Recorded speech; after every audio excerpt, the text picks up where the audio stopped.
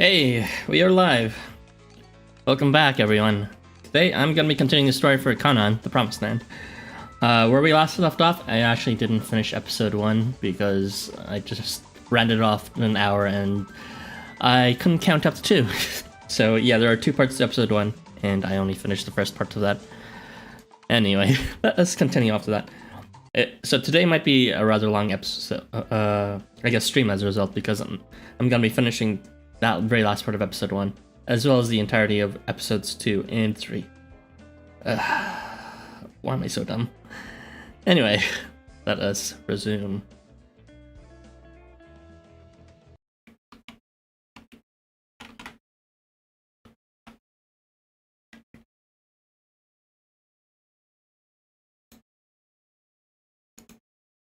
Now, I wonder what's our plot details we missed from the last time.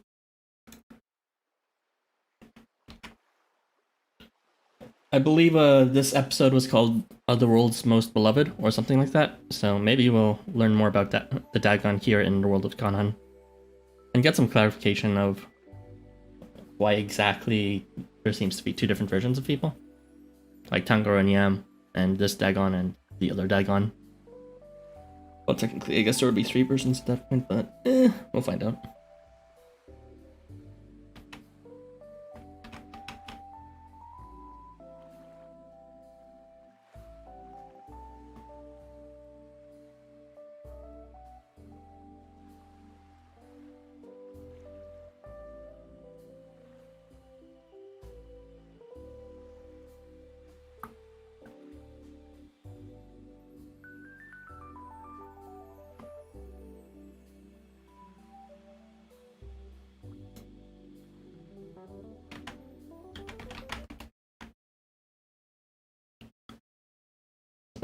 All I want is to be strong. I've only ever wished to have been born stronger. So this is probably Astaroth. Astarte? One of them. Okay, Astarte. Is it Astarte or Astarte? I actually don't know. I hate it. This body of mine, I hate it. These dainty spaghetti arms, these slender spaghetti legs, I hate them. I hate everything about this body. So unsuited to battle. Am I really supposed to spend my whole life coddled? It makes me feel so discouraged and discontent that I can't stand it. I just wish I could have been born into a body that was closer to who I really am.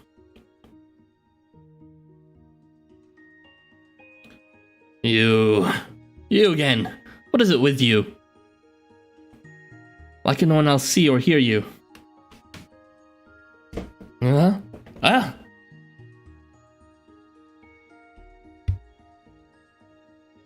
You just keep poking your nose where it doesn't belong. I told you the last time that I've had it with you. You have no right to question my frustration with this body. What do you know anyway? Oh, hello, Brian. Yeah, streams often start slow, and I have been kind of like, what's it called, inactive on YouTube for a while, so I don't know. I feel like whenever you don't post anything on YouTube for a while, it's just your viewership when you start posting again is a bit lower than usual. Maybe it's just the algorithm or something. Well, I'm not quite enough of a YouTuber to say things like the algorithm, so maybe people just don't care about Canaan. That is also a possibility. What? You would exchange bodies with me if you could? That's my line. I mean, I don't know about that. They're both pretty scrawny. I'm going to ask this one more time. Are you seriously going to try and sell me that nonsense about being another me? Awooga Soros, what the fuck? I mean, sure you can like Astaroth, but I wouldn't really call that body type an Awooga. Maybe Astarte. Ugh, you must be kidding me. Have I gone completely insane? Just when I thought I couldn't sink any lower.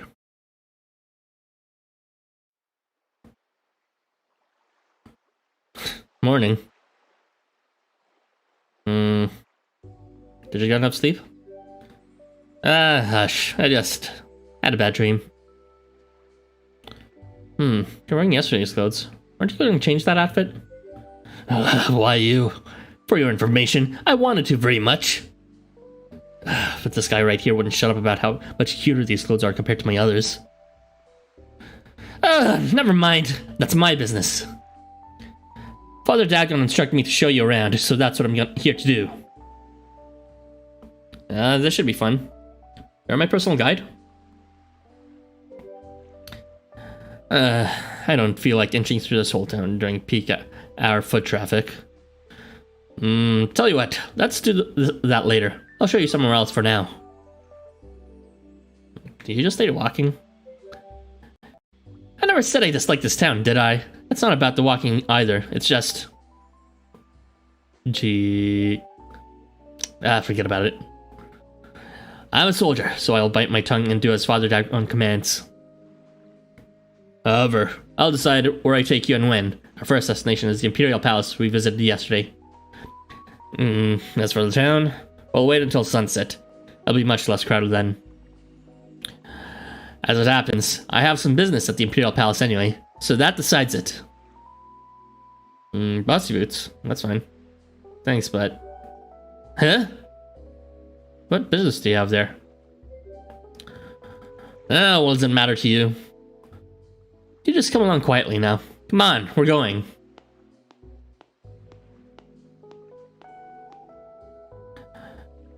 Surely you haven't forgotten about this place, haven't you? It's the Imperial Palace where Father Dagon resides, at the heart of the town. In fact, you could call it the heart of this whole world. All of Canaan City spread out far from this point. Well, welcome, Lady Astarte. Oh, and this must be the newcomer I've heard so much about. Are you going to introduce us? There are Father Dagon's retainers and stewards of the Imperial Palace. You can tell us Bristol because we're infernal. We have heard from our great forefather that Canaan has a new resident. Hey, oh, then me. Never mind that. Have you seen Kotar Wakasis? Or is he just holed up in his workshop as usual?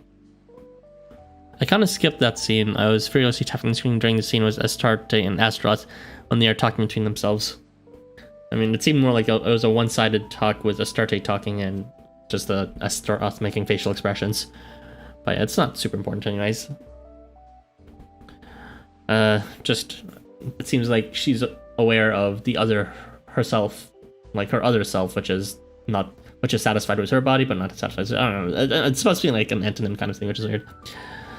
I don't even know why I bother asking. I swear he hasn't set foot outside of that place in... Kotar Wakasis. Didn't we just see him? Indeed we did. He was here until just a little while ago, but he got out into town just before you showed up. What? Wait, are you serious? We just came from there. We must have just passed each other. So, who's this Kotar Wakasis? What's his deal? Kotar Wakasis is the most skilled artisan in all of Canaan. Is that... fucking Kotagani. There's nothing in this world he cannot make. He even built the very Imperial Palace we are standing in. And that's not even half of it. You wouldn't believe how many of the wonderful things to be found here in Canaan are his doing. His armaments are furnished upon our most stalwart warriors so that they may better fight to defend our future. Most recently, he has been working tirelessly to recreate the mightiest bow ever forged. In fact, he finished it just this morning. He was taking it into town when we saw. Oh, what? He's finished? I can't believe it's finally complete. Why didn't he tell me the moment I was done? I told him and over again to make sure I was the first to know. You better not be planning to give that bow to anyone else. He can't. So that's why you're looking for him. You wanted it for yourself. I told you. Never mind about me. Do you hear me, Ayrton? Enough of this. We have to head back into town quickly. He's not getting away. Hey, hold up. Talk about self-centered.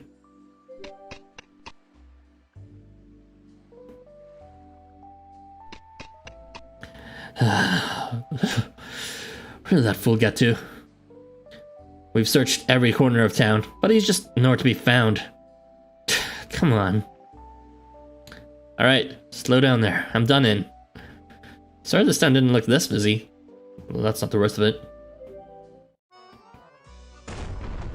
This is a battle sequence.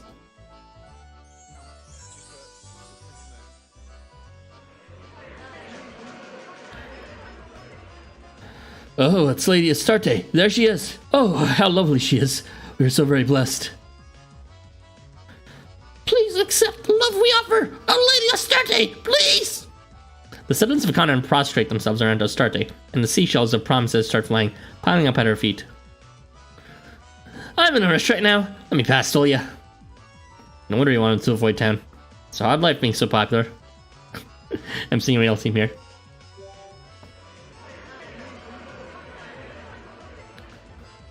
I must say, Lady Astarte, your companion is rather lovely as well. I've been longing to smash him again since yesterday. This old man has shamelessly set his heart on you, my dear. I've been alone for too long. Won't you join me? Oh, please, consider becoming mine. Here's my address. I'll be waiting up for you every night. Whoa, tone it down there, folks. Relax. There's enough of me for all of you.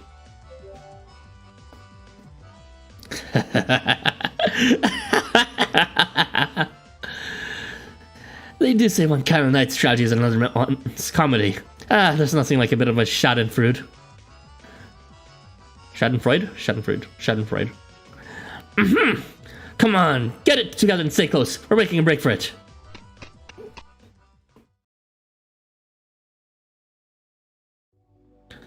We shouldn't be overrun out here. Oh.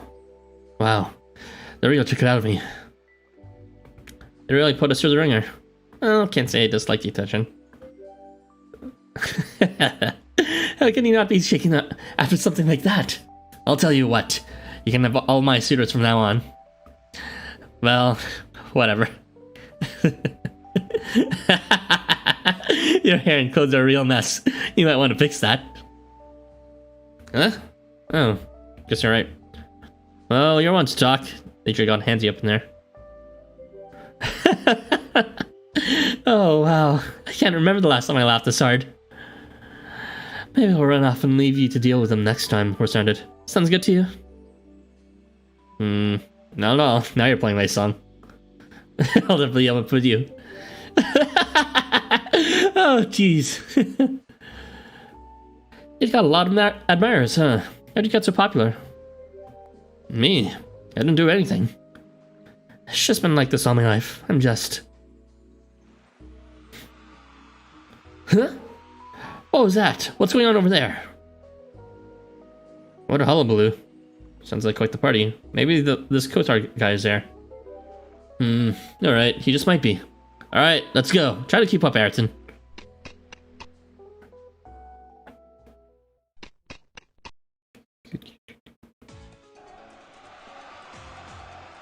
Bale and Nomad. Ha! Take that!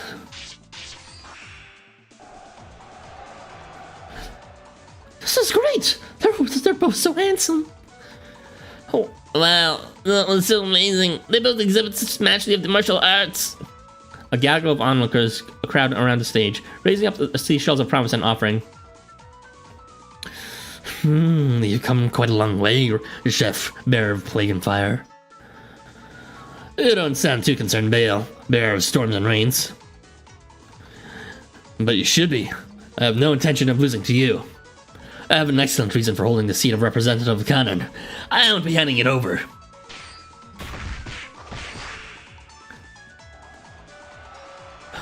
Oh my god! Hello? What's happening here?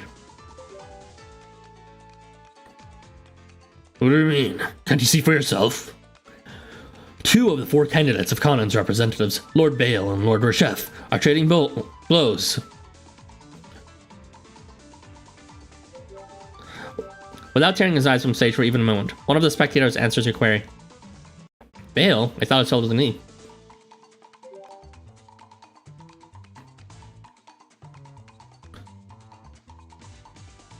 first, there's a master of serpents, Sea Lord Yam.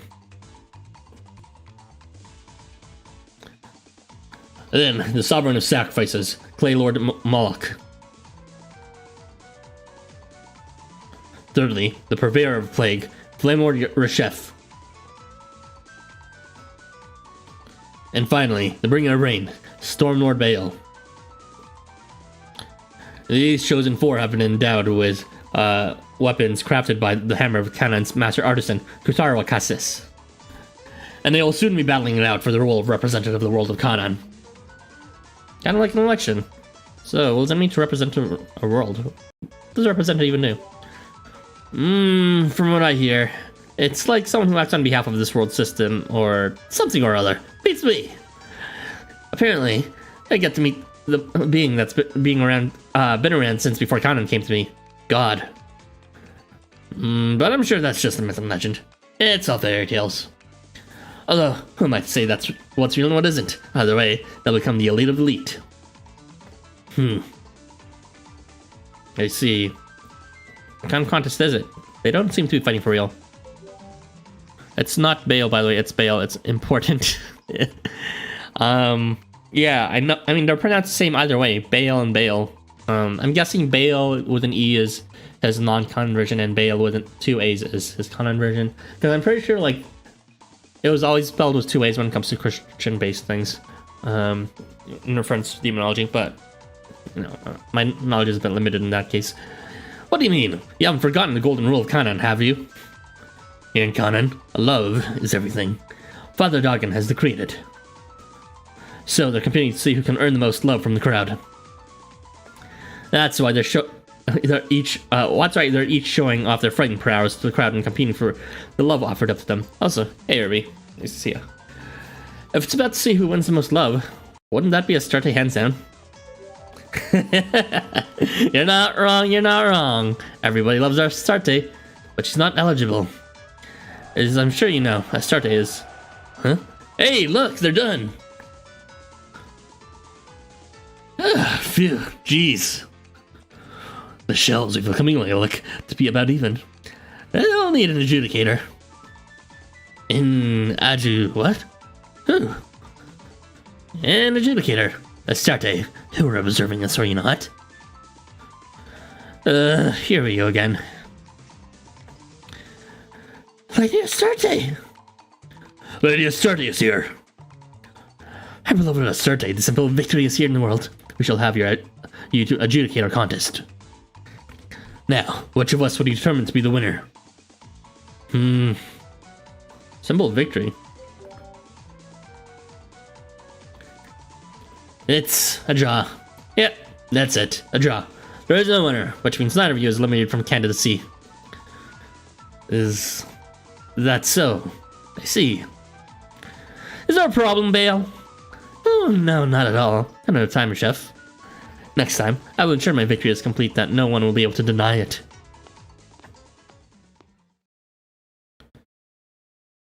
It seems you fit to spare me, Astarte, but don't go thinking you've earned my gratitude.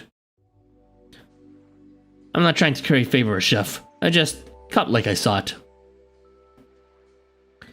If that were true, I'd be glad and all, but you must have seen that as all.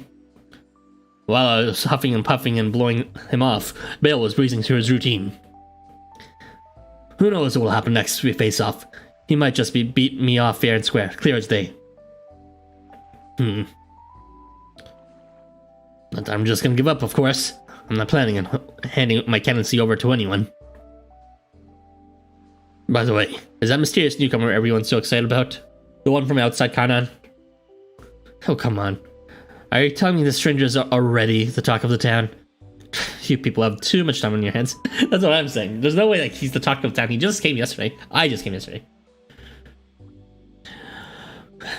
Well, either way, it's a pleasure to meet you. They call me a chef, the bearer of fire and plague. A chef. Did I get it right? I can see your eyes boring into me. Let me guess, you fall in love with this rare beaut? Well, you don't seem like a beast like me around every day, or the face of fire and plague either out that. If I saw someone looking like this, I bet I'd stare too.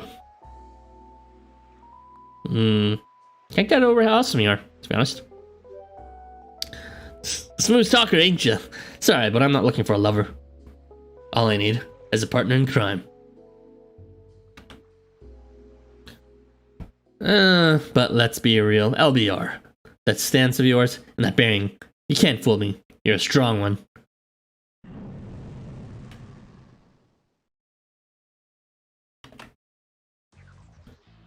The flickering flame flares into being at Reshef's back. It quivers there like a living creature. Reshef! What exactly do you plan to do? Alright, let's see what you're made of. I want to know if you can take me on. Alright, cue obligatory battle sequence that was out of nowhere.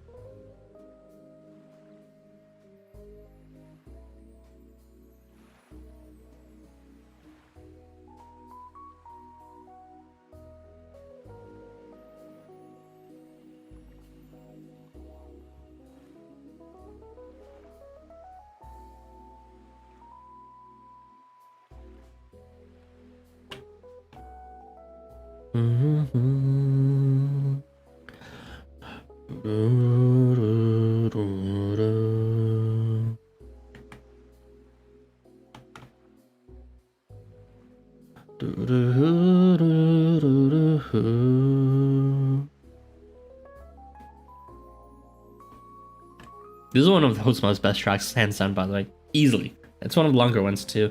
But it's very held back and not your traditional type of genre. Very relaxed. And harmonically quite interesting. I'll get into that later, some other time.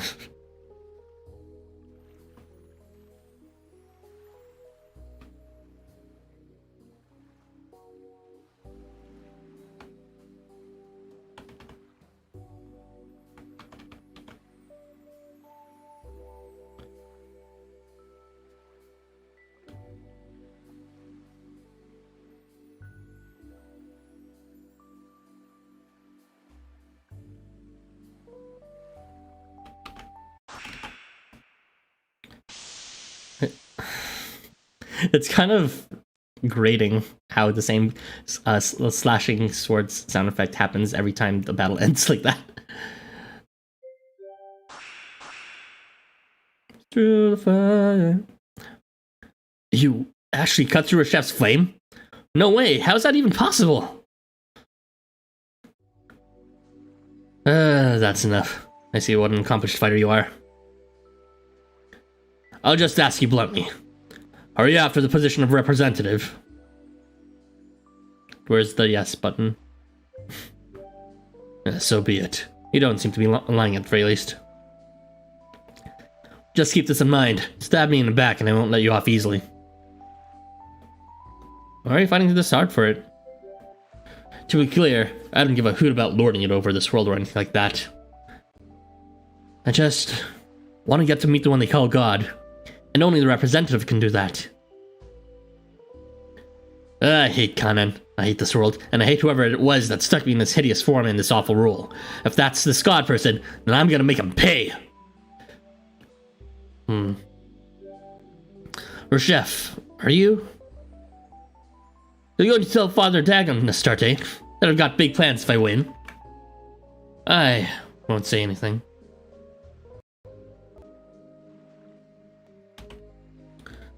I understand your feelings, I think. Don't act like you know me. I'm the only one who could ever understand my need for revenge. I suppose you're right. I shouldn't have said something so foolish. Wait up. Hang on, Astarte. Harrison? Trying to understand each other is... I don't think that was foolish at all. You can stop right there. I didn't come here to be argued with or listen to sentimental mumbo-jumbo. All that matters to me.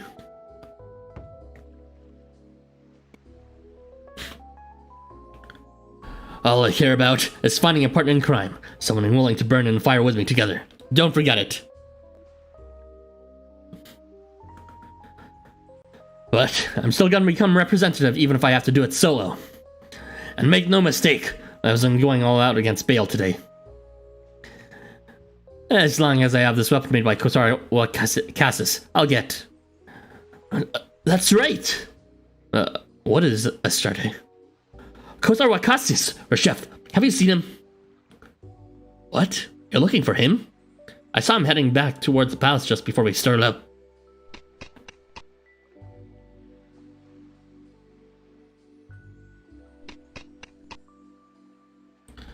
What?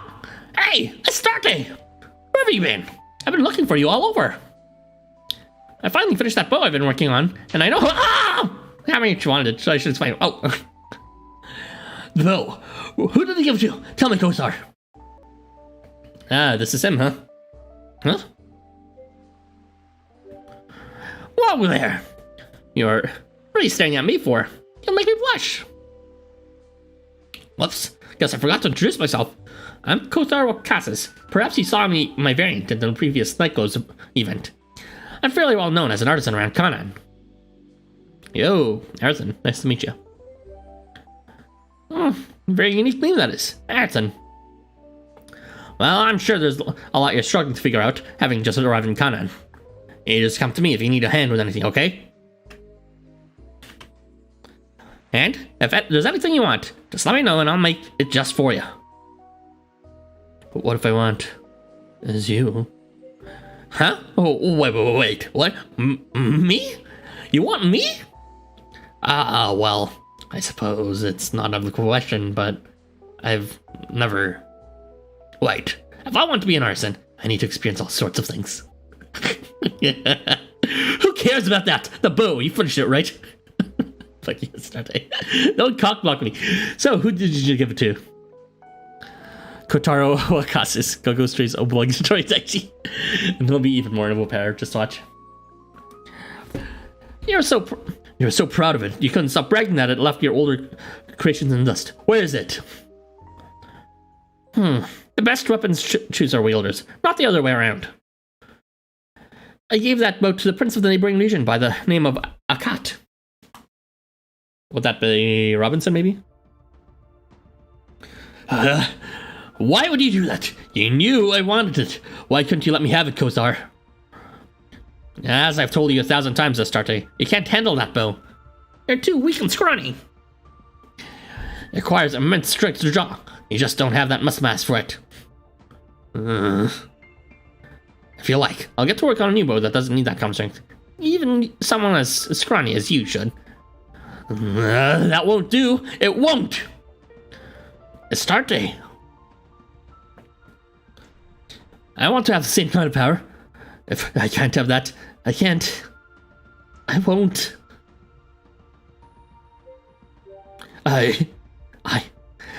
Arthur! Ugh! Wait! Huh.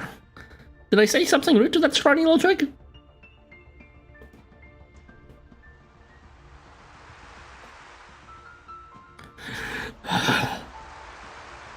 There you are.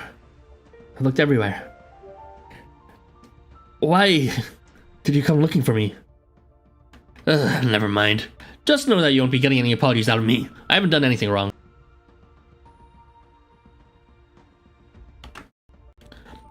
If you have something to say, then say it and go. Come on, out with it. Can I sit next to you? You're such a weirdo. Do whatever you want.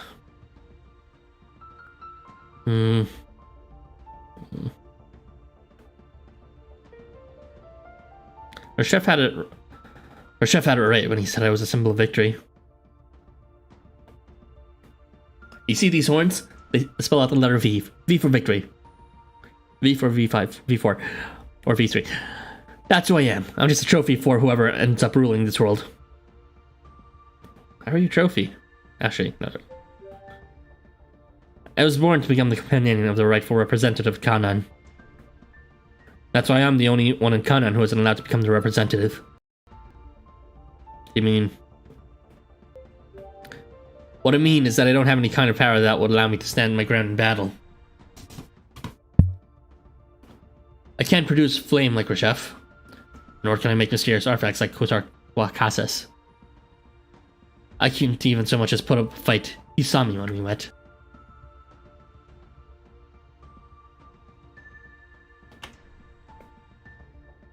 I'm the weakest one in all of this world. Okay, so the world's most beloved probably refers to Astarte then, not Dagon. Surprisingly. Why would anyone follow someone so weak? Representing this whole world is completely out of my league. Nobody here even really thinks of me as a soldier. I'm just here insisting that I am, and all they do is laugh, smile, and hand me seashells. I mean, if soldiers were really in demand, would they just suddenly be given a day off? Not likely. Tomorrow, I could declare I'll be a baker instead, and nothing would really change. Doesn't it just make you laugh?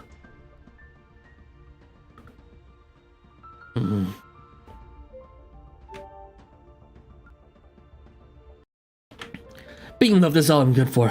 I have no other purpose, and I don't expect to find one.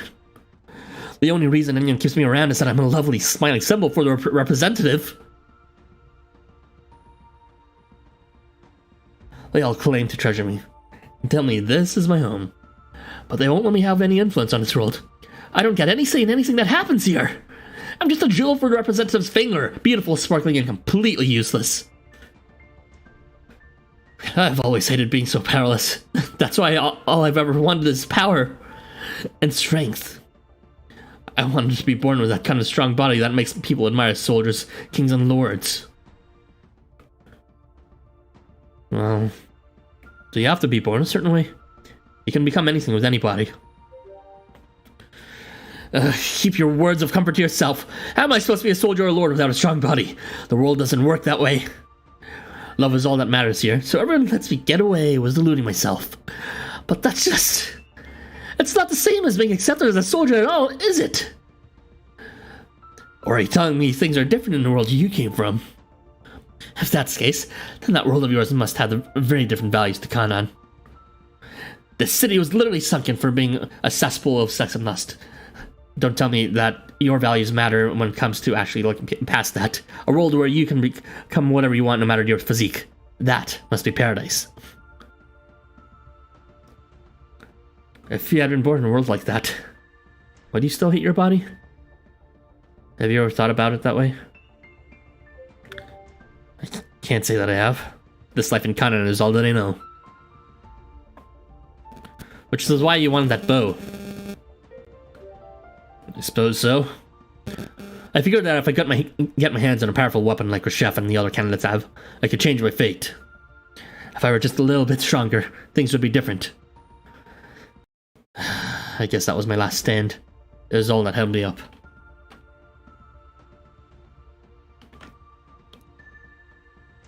But, as you can see, Kotar Wakasis doesn't believe in me either. So that's that. It doesn't matter anymore, I'll just... Astarte.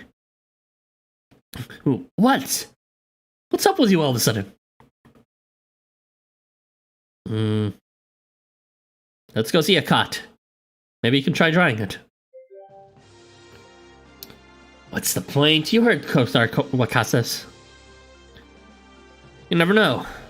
You might be right. Are you making fun of me? You might be wrong too. Who knows what could happen? I like this story so far. This isn't like you. I know you want to try, so don't just sit there and take it. Stop running your mouth like you know everything, Arthur. You already know me. We just met. How dare you act like an expert on me? And how dare you get it right? Damn it, that's exactly what I was really thinking. Astarte. This is a really good story so far. Alright, let's head over to Prince Akat first thing tomorrow.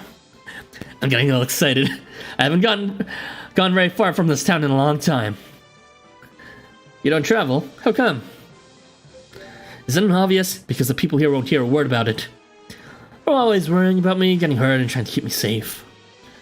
You wouldn't believe the stink they kick up if I try to go beyond the tower. A whole lot of them just show up. They're so stubborn. Lately, the candidates for representatives have been especially. Yeesh. I forgot the most basic of things. You saw what happened earlier today, right? Well, that's not the first time they wanted to play adjudicator. The candidates keep dragging me into their contests to judge. Whenever the shells of votes are too close to call, they come looking for me rather than counting out themselves. In other words, if I leave town, they'll figure it out right away, and it sucks. Can't someone else stand in for you? You mean, someone who could pass for me so no one would know I would go missing? I doubt anyone here would agree to that. In fact, I don't know any of them who would be fooled by a lookalike who... Ayrton. I think I know where this is going. Not really. Yeah, you're perfect! Not really. While I'm gone, you just have to become me. What?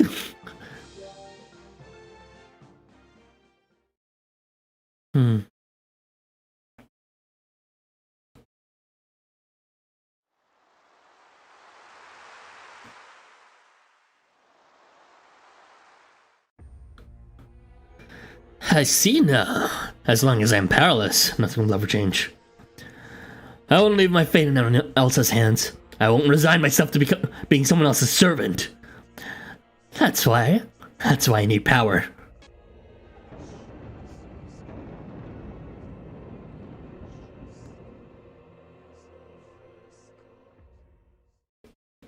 Whew.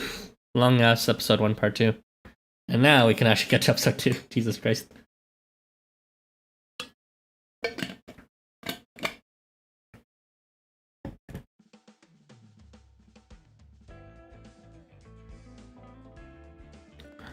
Alright, episode 2, part 1. For more of these to go, including this.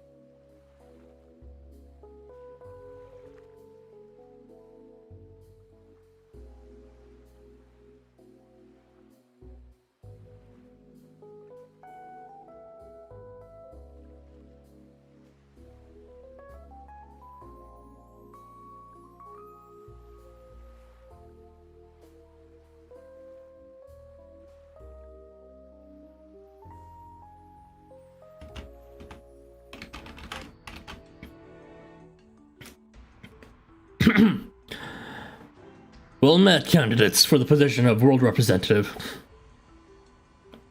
I thank you all for coming so far from your palaces to gather here at the request of your king. Ruler of Floods, Sea Lord Yam. Master of Tyranny, Clay Lord Moloch. Purveyor of Plague, Flame Lord Chef.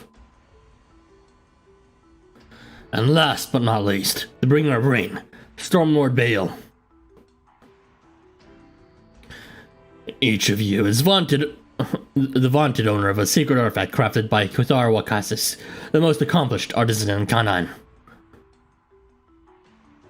I have said this many times before, but it seems that I must constantly remind the four of you. We have all sworn that the battle for the right to represent Canaan is to be decided by love. Everything in Canaan is decided by popular vote. That is our way, and as such, the one fit to judge who shall win is none other than she who is most beloved in all of Canaan, Astarte. To date, not one of you has earned the love of Astarte. Is that correct? Well, I shall take your silence as affirmation. Therefore, you must continue to compete cordially for her love.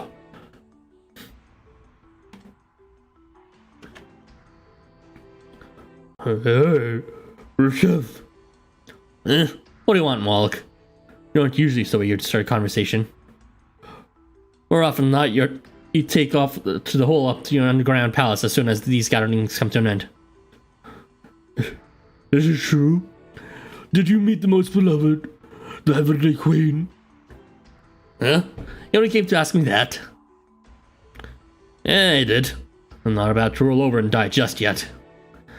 I'm off to town again to find and invite her to my palace. Oh, I see. Sorry for keeping you. Next, his deal. Crap.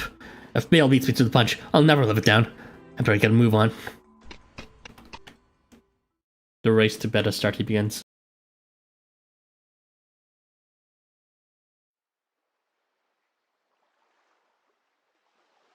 Episode 2, 4 Feuding Kings. Okay, this might be a lightning round of introducing every person. You got making a face like that in front of me, looking a lot skeptical. Have you forgotten who you're speaking with? Sorry, but I am skeptical. How can I pretend to be you? We don't look anything alike. How many times must you hear before it sinks in? Everyone in town said you remind them of me. That's not how you look. It's, I don't know. I just know it can work. I somehow get the feeling that you must have lived a life similar to mine while on land above. Give me a second. Here, if you wear my regular clothes and put on these two horns, see? It works. I just realized her horns kind of looks like Azathoth's. You aren't gonna turn me down after we've come this far, are you? You're the one who encouraged me, after all. You're in defeat. It's settled then. Don't worry about it. I'll go off without it. But Chef, Moloch, yeah. It's not like they actually care about me because of who I am. But Chef only cares about revenge. He'll befriend anyone who suits his purposes as a partner in crime. And Moloch and Yam I've only met through their vassals, so as long as he uses my name, they'll never notice. What about the other one, Bale? How can anyone not care about you? Everyone here loves you so much. Are they special now? Now that you mention it, it is a bit strange. It's kind of hard to explain. Moloch and Yam. Most of us born here in Canaan have a bond between us, one so strong you can feel it. We're Chef, Moloch and Yam. I've never really thought about it before, but I don't feel anything from them. It's a bit late to be asking myself this now, but I wonder why. Is that a prerequisite for becoming a representative? Or could they be imposters? Nah, I doubt that. We've already got one outsider pretending to be me after all. Aren't you forgetting someone? What about that Bale guy? Honestly, I have no idea what Bale is thinking these days. It's like he doesn't care about me at all, and then sometimes I feel him staring at me. Or at least I think I do. The Among Us. Banned. No, Lord Hermes, no. If things get intense, just pretend you don't feel well and hightail it out of there. Capiche? Alright, I'll give it a go. Just can't help thinking that this is a big mistake. Good answer. Oh, there's one more thing I forgot. Lean in close and I'll show you, Arthur.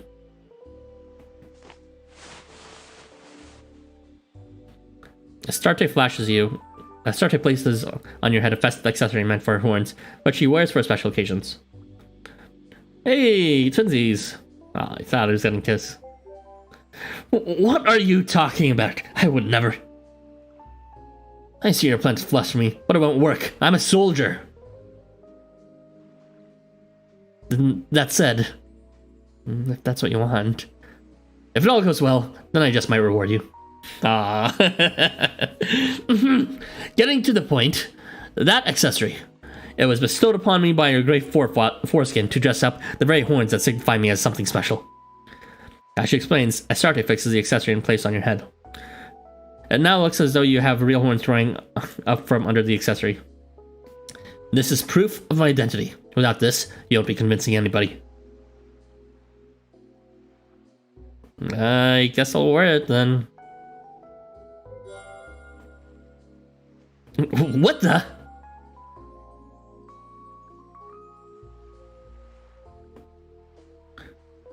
What was that light? Are you right? You're not hurt, are you? I think I'm okay. How about you? I'm just dandy. Forget about it. More importantly, our substitution strategy is finally complete. You had better put your heart and soul into it. While you're pretending to me, I'll sneak out and liberate Kotar Wakas's bow from Prince Akat. If I get my hands on one of those artisan-made sacred artifacts like the four lords possess, I'll finally have the strength I've always wanted. Just watch me. You just sit tight while I do my thing. Remember, you made me a promise, Arathan. Alright, will do. Bring me souvenirs.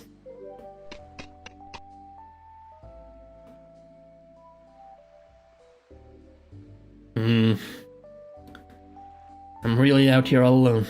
I made it out of town and no one's coming after me. The horizon never seems to get any closer no matter how much I walk. I never knew the world was so vast. So limitless.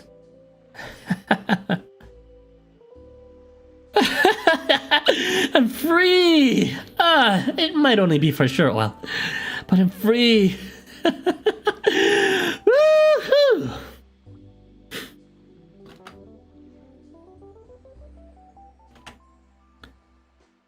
Hey, check it out! It's Lady Astarte! Whoa, her horn accessories always look so pretty. Oh wow. That's Lady Astarte, you're as lovely as ever. Won't you accept my love? As you walk through town, the townsfolk offer you seashells symbolizing their love one after another.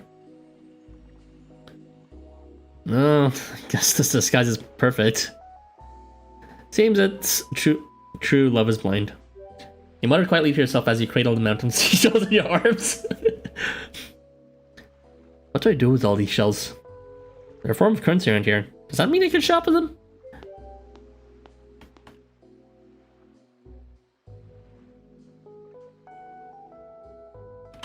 Hey, Astarte. Reeling him in, I see. Popular as ever. You're from yesterday. Our chef, right? My. Good morning, sir. Ha. Hey, you got time to come by my chambers? I was hoping to. Wait, hang on. Something's off. You seem different from when we last met. Let's go somewhere private, okay? Why am I getting so worked up? Hey, what are you holding my hand for?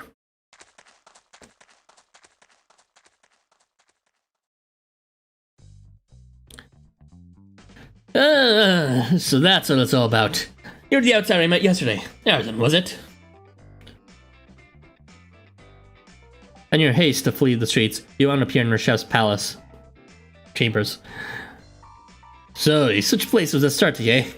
You know, I never known you would have known if you hadn't told me. What? Nope, didn't have a clue.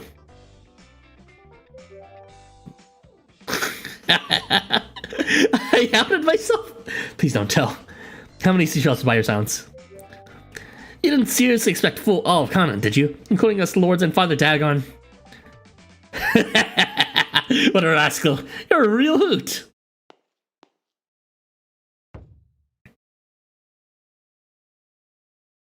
How about this then? Now that we're finally here in my chambers, let's seal the deal. What do you say, Arson? What kind of deal? Well, let's see. I'll keep my mouth shut about your little game. If you get on all fours right now. If you'll get on my cock. What's my plan? You're gonna be my partner in crime. Partner in crime? What's this crime you plan to commit?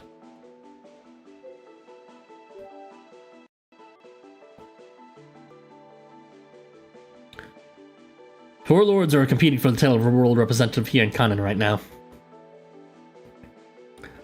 Among the four, only 3 are actually in game at the time of this original release, and only 1 is an actual, feature character in this game. The one responsible for picking the winners is Astarte, who you just subbed in for. What's more, the winner gets an audience with the creator of Light, El, a god who presides over all of Canaan. God? An actual god? El? Like El Dorado? Creator of Light. The god who bestowed the light of rules and rules upon us. Or so the story goes. Although nobody's ever actually met him aside from our king, Father Dagon. Okay, so there seems to be no association with, divine beings and those who bestow rules. Actually, that's already established. That's nothing new. I swore that I would become the world representative and exact my revenge. That damn god slapped me with the roll of the plague bear and turned me into this horrid form. What horrid form? Huh? The heck you mean? It's awful. Sure, I guess still got 2 legs and arms, but it's not the same. I hate this form. Who wouldn't? I look like an animal. Dude, fucking Asterius is right there. Don't be rude. Trust me. Trust me, there's the man for guys like you. Well, I'd love you to man for you. These 2 are really good. I wish I could say them both. Just pick the second one, I guess. You... So that's how you sneakily went over us, huh? I knew you were a fiendish rogue. I mean, it's pretty obvious, come on.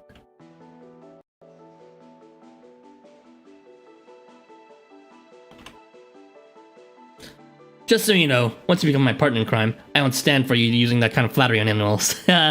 Nice. Anyway, So anyway, here's the lowdown.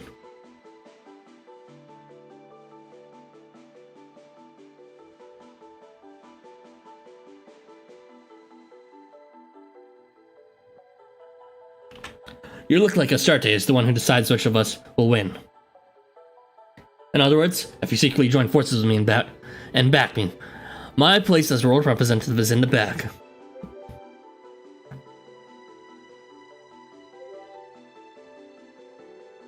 Isn't that a bit underhanded?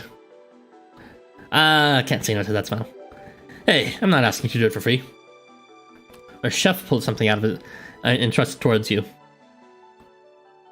Glance between the shells and her chef. Don't get me wrong, I'm not gonna fall for a brat like you. You wooed me. I know we only got here because I learned your little secret, but I want to keep the rest of our relationship above board. So you just keep your eyes fixed on me from now on. I'm your +1 down to all, and no one else. I'm kinda lost, but sure. At least the cat's still in the bag. Who would have thought it'd be mutual? Yo, August, nice to see you. Get real, kiddo. We're just partners in crime. Nothing less and certainly nothing more. Don't pout at me. What? You still got questions? It's just, when we met in town, you said I was different from yesterday. What did you mean if not the switch? Oh, that was just... You just looked kind of like you were glowing and I sort of got a bit horny. Anyway, it's nothing. Forget I said anything. Right. I'll explain I'll explain where we're at. Listen up. So we are currently in episode 2, part 1 still, because I spent the first episode doing episode 1, part 2, which I forgot to do yesterday. So that's a bit silly of me. And as a result, it's already an hour in, and we're still not done the first part of 4 parts. For episode 2 and episode 3. Aside from me, there are 3 other candidates for a world representative. One of them is Claylord Moloch, the one with Bull's head and the crazy rule. He's a real ruffian. Claylord Moloch, Bull's head and crazy rule, eh? Sounds like you. I can see that. We've both been slapped with rules that cause us no end of trouble. I feel kind of sorry for him in a way. Lord Moloch's been given the role of the tyrant. So when he loses control of his emotions, he goes totally wild. That's why he usually secludes himself in this underground palace. Nobody here wants to go near him. They're too scared. Still, he's one of the 4 lords. The townsfolk send him food and sacrifices to tide him over. He's just trying to keep to himself, but because he lives underground, he gets called Claylord. It's kind of unfair. So he has an underground palace. So he must live under the town? Yep, that's right. There's a bunch of toads running every which way under the streets. They all lead to Moloch's lair, the underground palace. We got earthquakes now and again, and every time the ground caves in, dropping people right down into... Huh? Impeccable timing. Hey now. That's some suspicious timing right there. Whoa. As huge holes open up one after another in the floor of his palace, our chef leaps away to avoid falling in. This is a normal earthquake. Someone's behind us. Wait. It can't be. Hey, where'd you go? Where the heck are you? Arthur! Searching his surrounds, our chef calls out your name, but there's no response. No way. That bull-headed rascal Moloch. Why, I have to...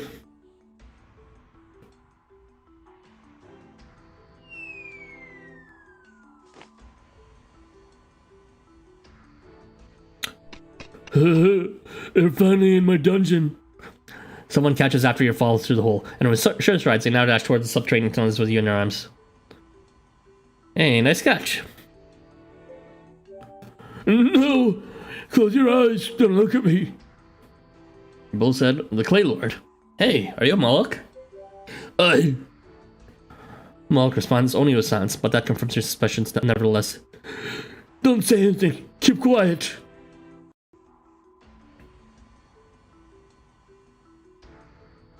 Here we are. Hop on my bed now. Hey, it's pretty cold down here. It seems kind of lonely, empty and lonely. I've done my research. You are the Heavenly Queen, most beloved Astarte. Whoever you give your love to will be the next king. Isn't that right? Sure is. Don't talk. Just get on all fours now. Just wait here and hear me out. This is how it's gonna be. You're gonna give me your seashell promises. I know you don't love me, but if you value your life, you will do as I say. How can you be so sure of that? It's obvious. Who could ever love me? I'm always losing my mind and causing problems for everyone. I've got killing for me is my strength. And my thoughts are clouded by rage. Nobody could stop me. That's why I hide down here on the ground all alone. There's no way I could ever... Someone like you who is loved by everyone could never love a monster like me. Try me. I don't mind me. You just save me for stars. I said shut up! I'll say that at first. But everyone who sees my tyrannically large cock runs away.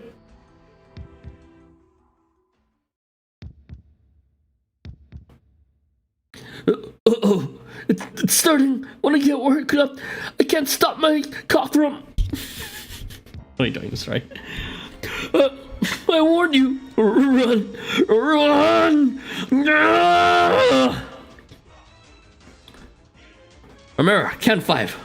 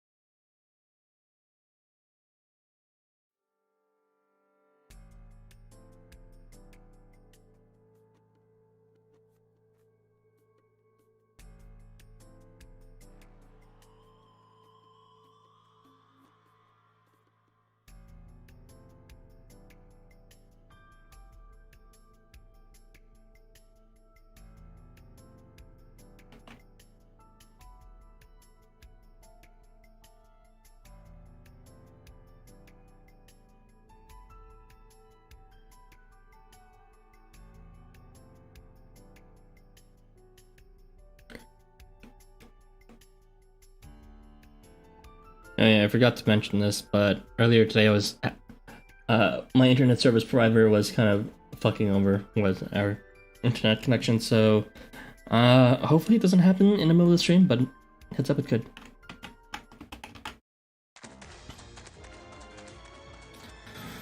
I'm coming for you! Hang in there, Arthur. Where are you? Come on, give me something.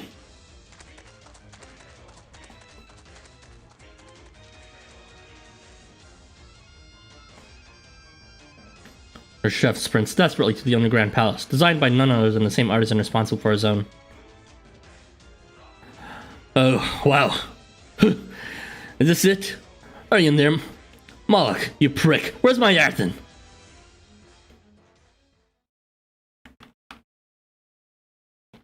You've got no idea what's in store for you, do you? I've been so lonely. So very lonely. It's so hard. Told the sun for so long. I've been searching for someone who could withstand the fear of my cock. Tyranny, I really should stop running the moment. I won't let you go, not ever. You're mine now. Whoa there, chill out, Moloch. Ow. There. It's alright.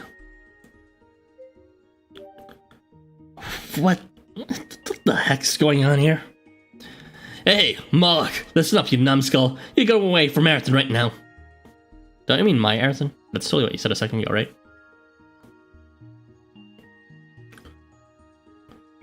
Is everything in place, my children? My dear denizens of the sea? Yes, my lord. At last, the time has come for me to go before the Heavenly Queen Astarte in person. Come, my children, you shall be my train. As you wish, Sea Lord Yam.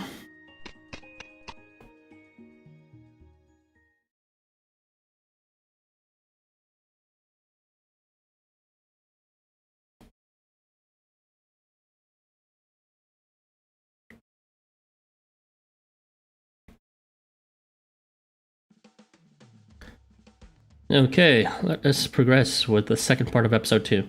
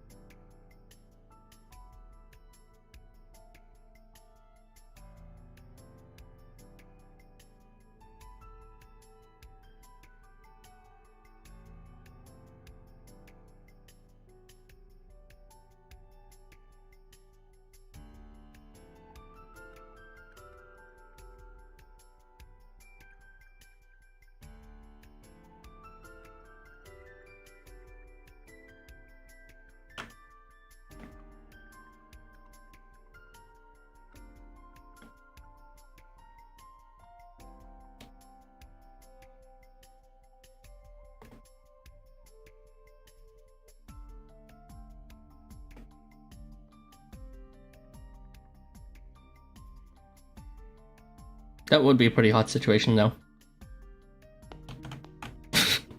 Sorry, just thinking about what's it called? Asterius having his way with us. 1, 2. Oh no, not Walcoon!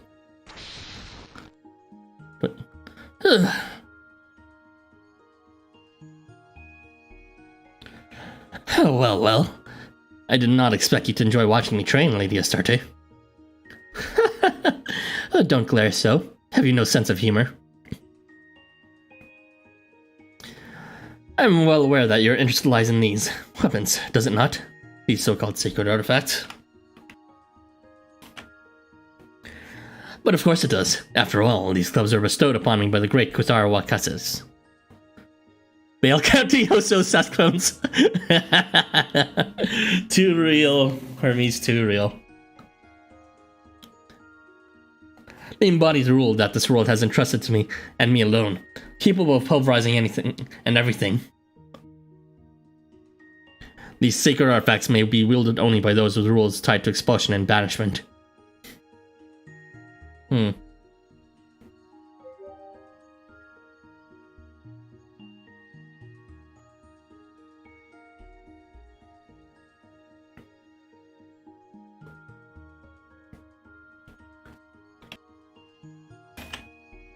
I'm a bit confused here.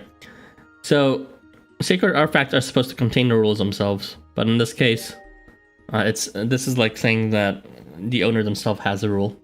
I don't know. It's a bit ambiguous whenever the story explains lore like this sometimes. Oh, so you wish to hold them, yes? Yes, you may. Oh, careful now. I believe they may be a bit heavy for your dainty arm swing, Lady Astarte. Would you not agree? You need not be ashamed. Strength is for the strong. That is all there is to it.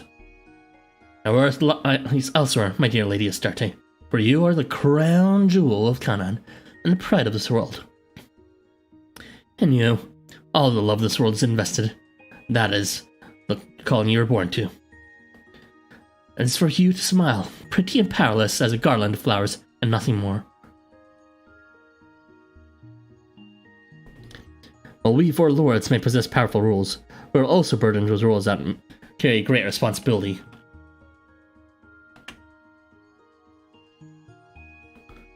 Are you not glad your weak shoulders need not bear such a burden? You need only exist as you are, and the world will accept you unconditionally.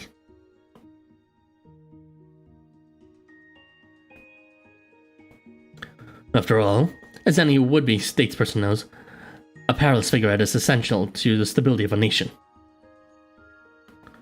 As such, it would be best if you were to refrain from any ill-conceived ambitions. This guy says that describes her arms as dainty while having twigs for arms. For real though. Still calling another twig thin. Oh, are you leaving so soon? Have my words perhaps caused you offense? If it pleases you, might I ask you at your home? No? Though excuse my presumption. In that case, as the lord upon whose shoulders this world rests, I must train to all my skills. Excuse me.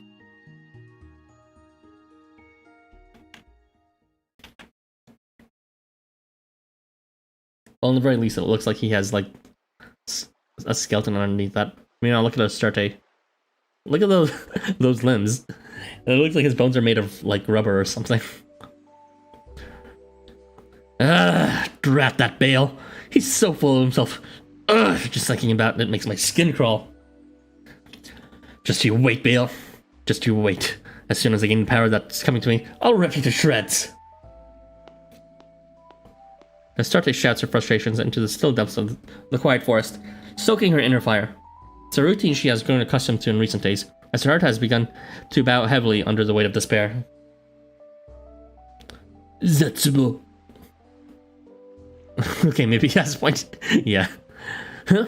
Hey, who's there? Her legs begin to tremble violently, for no apparent reason except for the fact that she has no calcium in her bones at all, until she falls gracelessly onto her backside. How pathetic. I'm glad no one around to see that. Wait. What the? I can't seem to stand. Move. Come on, legs. Move. Get up. This is like the third time this happened this week. Damn it. Screw this. What's the problem? Why? She's only been traveling alone for a few days, and yet her body has already given out. Those few days was all it took. She never knew that the wider world was such a brutal place. All at once, I started to realize just how sheltered she has always been. Phew. That's just a little old bird. Do that again, you're dead, bud. Is it, what's his face's parrot? Robinson's?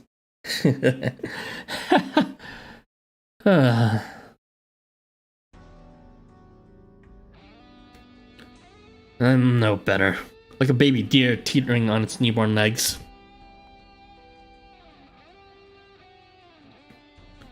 Astarte's determination to claim the bow crafted by Kotar Wakasis for her own was unbreakable.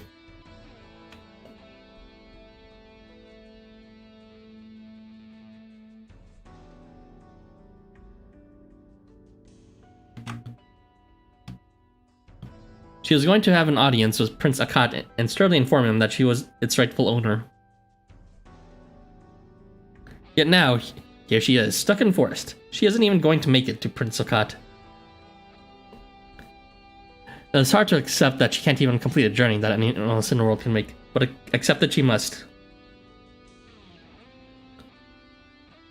Why did I have to be born like this? It's always felt so wrong. I know I'm stronger than this. But I guess, for all that I've been railing against reality all my life, it's time to finally accept the truth. There it is. I'm like a changeling, trapped in the wrong body. I wound up in the wrong world altogether. It's not like I can do anything about it. What an imbecile I am. I know how you feel. I feel that way too. Oh, this is Astaroth talking for once. I know how you feel. I feel that way too. Not you again. I've told you before, and I'll say it again. Those kinds of words are too bitter for such a lovely face. There you go again, you.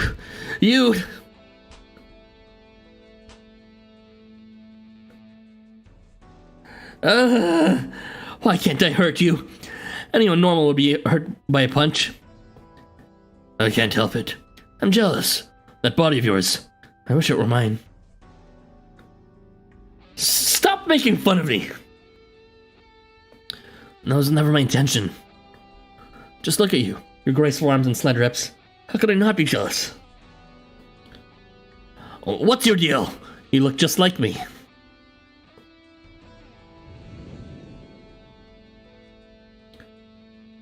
Do I?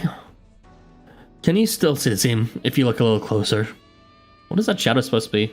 Is that her 4-star? I have no idea what that is. I have no idea what silhouette that's supposed to be. What? This power. It's the kind of strength I've always dreamed of. It's the best compilation of everything I've ever wanted. A generic dragon? Is that what he was? Don't tell me they Melcined him. In fucking, Hot Spring on Black Mountain, they gave, like, Melcine's backstory about her being a maid who ran away from her, like, original homeland or something. And, she took on the form of, as a human, tried to hide form as a dragon. And then they, like, showed a silhouette of a regular dragon to say that was her true form. I didn't get the impression that these guys are based on dragons, but whatever. It's about time you opened up to what I have to say. You see, regardless of how I might look, I'm demonic at heart. Even among the likes of demons, I was once lauded for my great strength. A serpent, they once called me. Demonic? You were a demon? I'm sure I've told you this before, but... yes, I am the demon known as Astaroth. Why would I listen to you? Speaking of, how many times do I have to say it before you listen to me? How do you think it looks when I'm standing around talking to myself in the middle of the street?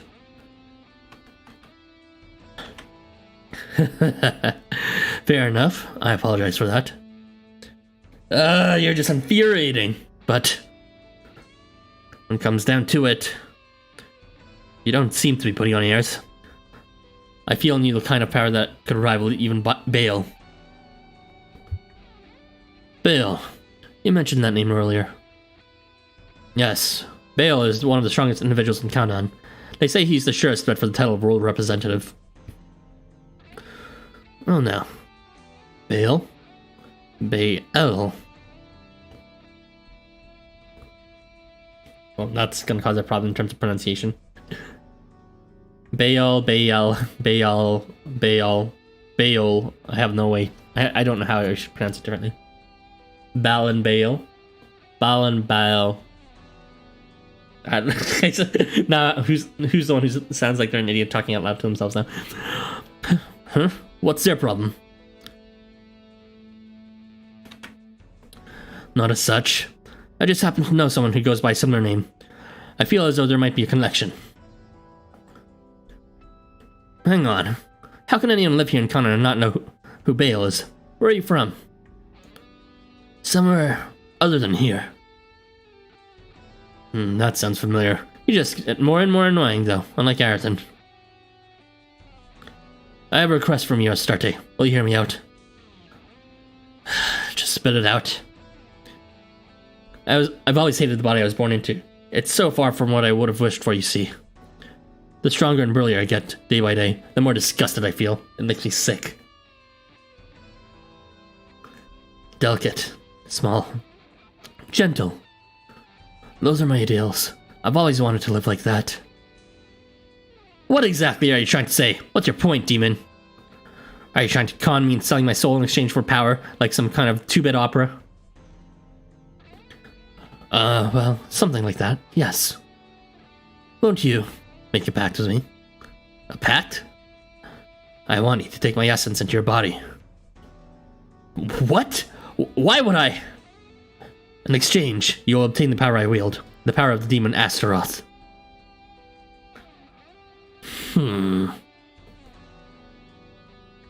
I'll become you, and you will become me. I don't know. The choice is yours. If you choose to form the pact, then shout these words. Abracadabra. Roll of the Serpent. Rule of the Inquisitor. Roll of the Serpent? Isn't that... Huh?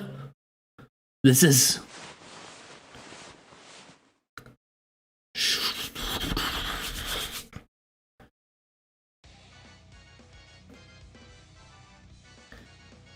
A clump of weed rustles. The whole thing moves. It becomes apparent that it is the clump itself that is moving, not some creature hidden within it.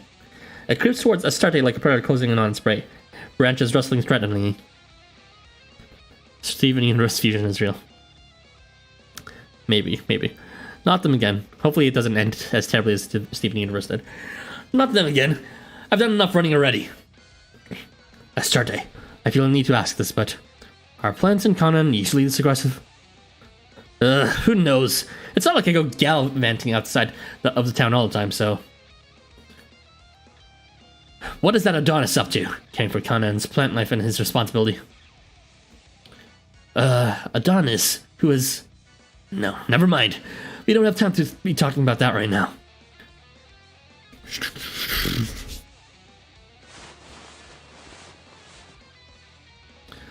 We need to run. Come. Astarte!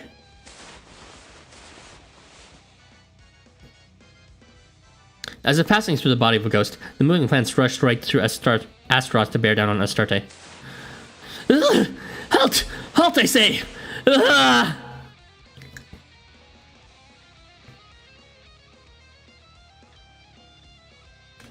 In another part of the forest, a young man carrying a bow waits patiently. The forest has grown quite dense since I last came here, and a lot crankier too. I'm an adult now, though. I can't be scared. After all, Kotharwakas has gifted me this bow. I'm a grown hunter. Now, all I need is a partner in life to stay by my side through the rest of my years.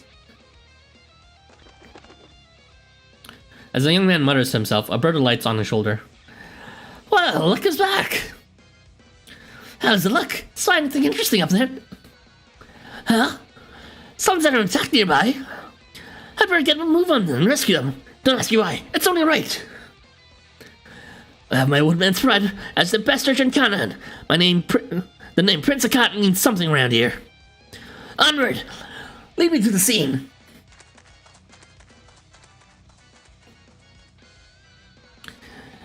Take this! Oh, wow, this was nifty. No wonder Kotak Wakas has had such a reputation. Hello? Anyone there? I heard someone was being attacked. Whoa! Is this?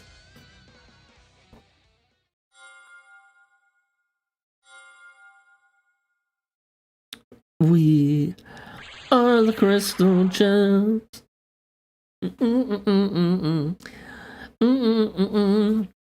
At last, the time has come, Marathon.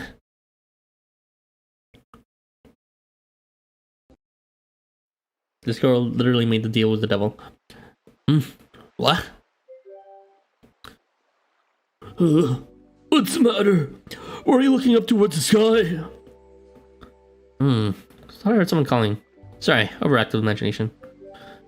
Are you quite alright? You passed out right after I inserted it. Or maybe you're tired. I'm fine, Malik. You're so sweet.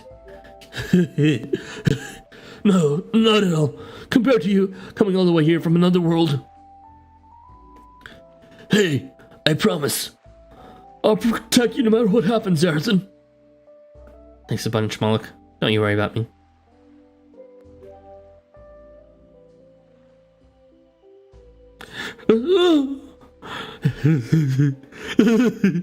You're so warm and smooth, Zarthan. Malik rubs his cock against your butt cheeks, against your face as he cuddles up to you. I've always hoped for someone I could pass the time with this way. Oh yes, I brought these for you. They're really tasty. Malik unwrapped a small package and lays out a veritable feast before you. Why is there a decoys in the middle of the story? For real. Well, you know, this is the post-text scene. It's just that we didn't see the sex, so that's why they're acting a lovey-dovey. There you are. How wonderful, no? Here, Arson. That's Malik, not Milok. Did I say Milok by accident? My bad. Feed me. Feed me? Oh, yes. Is my cock not tasty? Hey! We've got trouble! Where the heck are you, Arson? Oh, what the? Oh, it's just chump change for Chef. Could you be quiet? I'm preoccupied right now inside of Arson. Who do you think you are, punk? This is my palace. Speaking of, how dare you sneak in here while I'm gone and bother my Arson. Did you just claim me? No, I am. Well, you're my partner in crime. Yeah, that's all I was saying. And as for you, you better not be thinking you can go around cozying up to anyone other than me. Hey, Chef, what were you pouting about just now? You know, Arson has two holes for a reason. All right, that priorities. Yam's made a move. And if I know him, like I know him, he'll be coming straight for our adjudicator. In other words, he's after Astarte, and that means he's after you, Arson. Say what? Yam? That Yam? Oh, the Third Lord guy. The one called the Sea Lord, yeah? Yam is one among us four set to be closest to victory. So he's got the advantage. How come he's on top? I'm sure you already know the big city like this has a limited water supply, yeah? What? Guess it can't all be milk and honey. Civilizations need big bodies of water.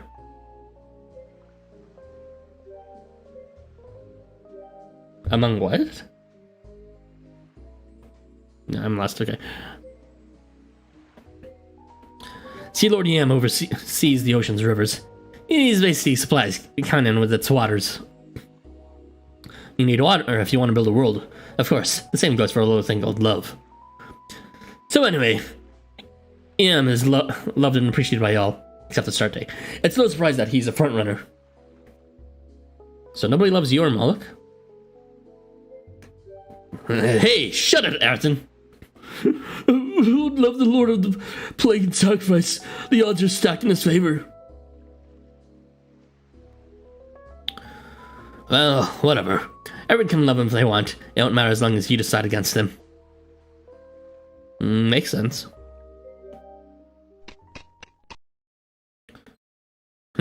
Hold up.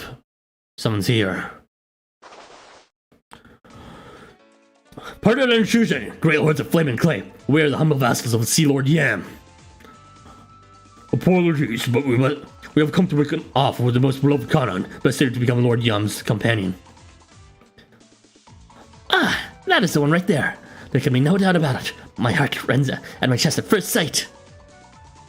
Make off with... You want to kick my ass? Damn, he moves fast. And he's even sent the best of his armies to get the job done. Where are these guys during Canaan or during Raiders of the Lost Isle 1? Is them usually so forward?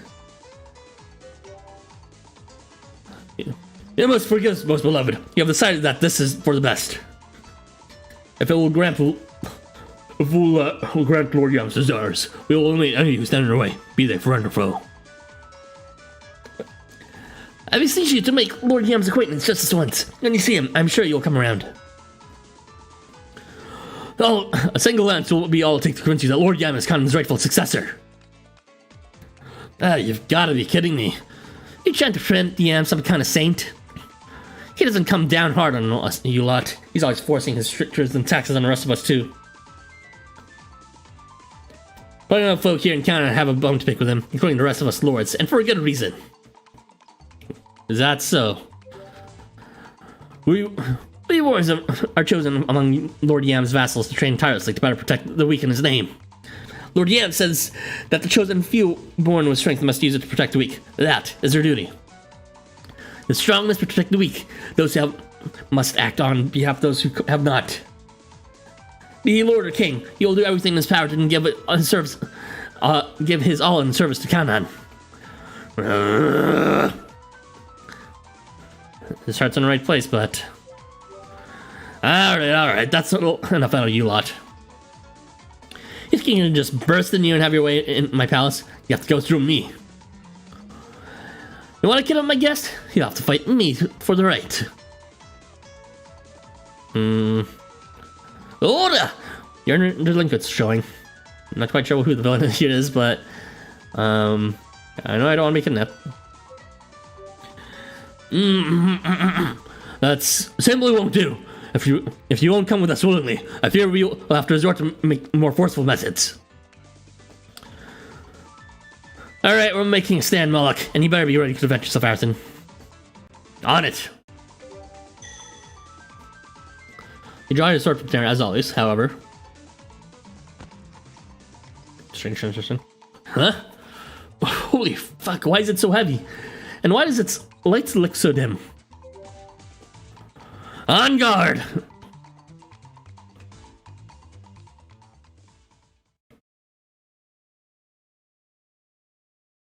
Can you believe we're not even in episode 3 yet? Holy shit.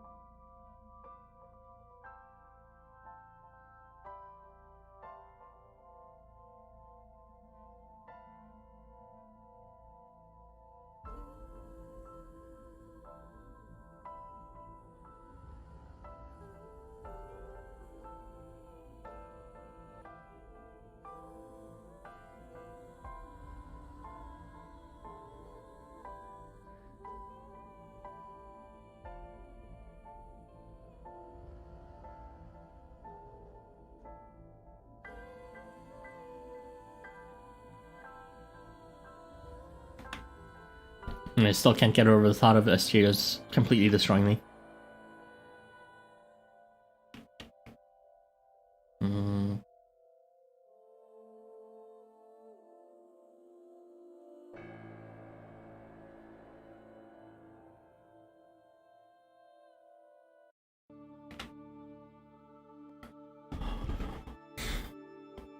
I am the Sea Lord, and this world of Canaan has entrusted me with the rule of great power. This burden may bear upon my shoulders is heavy with duty and responsibility. It is my obligation to devote my whole body, down to the last drop of blood, to the defense of the weak.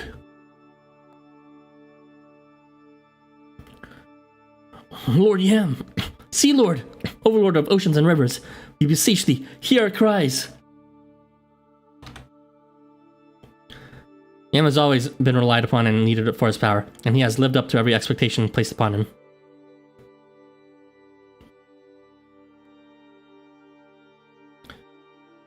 Great Yam, O seaman, Lord Yam, we lay ourselves down at your feet. His vassal has followed in his footsteps, giving their all at every turn.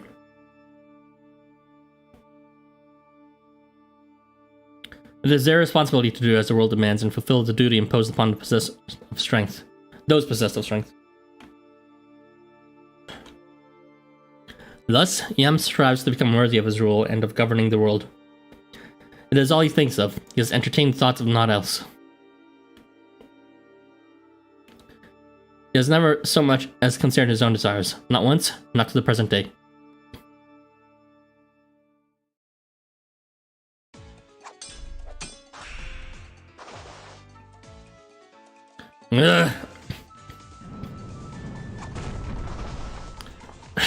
Damn it!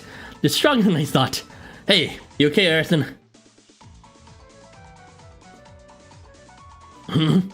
I feel so weak. The sword you were swinging so casually not long ago now feels heavy. So heavy you can hardly believe you ever lifted it. Pardon my rudeness, most beloved. Taking advantage of your inability to lift your sword, one of Yam's vessels hafts you into their arms and carries you off.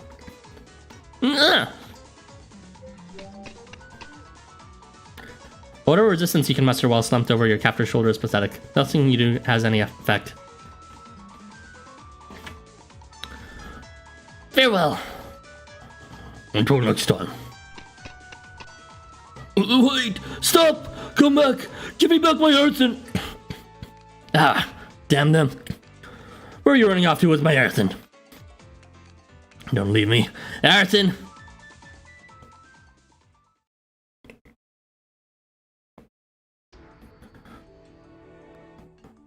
You have done as you bid, Sea Lord Yam. Your most beloved awaits you in the next room. Well done, my loyal vassals. Though it would seem your methods were rather crude. There is no use in trying to hide the truth from you. I shall pass judgment on you shortly. I would advise you to be prepared. Yes, my lord. Having been both thanked and warned by the lord, Yam's vassals depart in the direction indicated.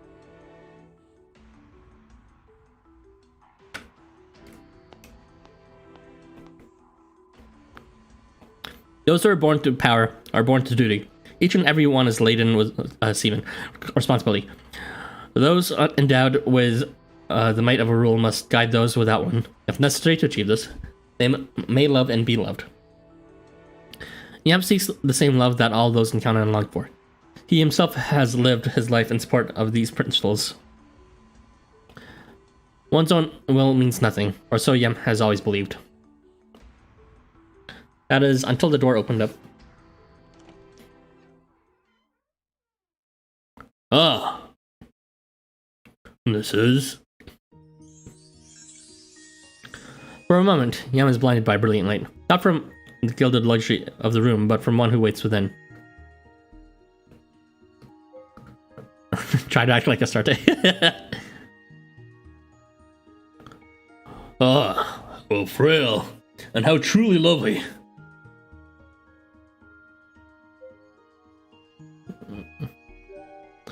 Most beloved, I sincerely apologize on behalf of my vassals for their rough treatment. Ha! Ha! Ha! I am Sea Lord Yam, overlord of oceans and rivers. To govern over this nation is my birthright. You are the most beloved, and therefore you are to be my companion. Your companion? What? Why? Love at first sight, wasn't? My own feelings hold no sway in this. I was born with the rule of power to protect and oversee a great many citizens. It is for me to carry this burden on my shoulders, a burden so much greater than what others must bear. Because you're strong? Yes. So you don't have any say in it. You're just born this way. According to Lady Gog? Yes, correct. Why do you look at me so? What? Denied as you cry. What the heck? You're totally wrong. Birth means nothing. We can choose who we want to be. You speak with such conviction in your eyes. And what is more, I have never heard such sentiments before. Oh, my beloved, why did I not take your hand in my own?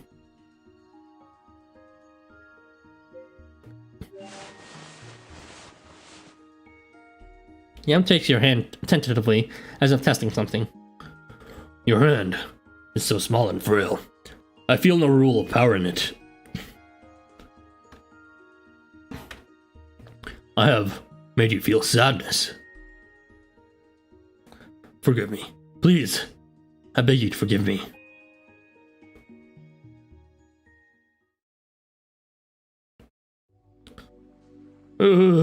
Course I am. I wonder if Ayrton is safe. He must be, right? How am I supposed to get him back? I can't get to the palace under the sea. All I can do is sit here pacing uselessly. Damn him. I swear if he lays one finger on my Ayrton. Yo. Quiet you! I'm busy trying to figure out how to rescue Ayrton from... Huh? Huh? You're unhurt! I can't believe it! It's you, Ayrton! Yep, I'm fine. Not sure what happened, but... here I am. Whew. That creepy Yam didn't do anything fishy to you, did he?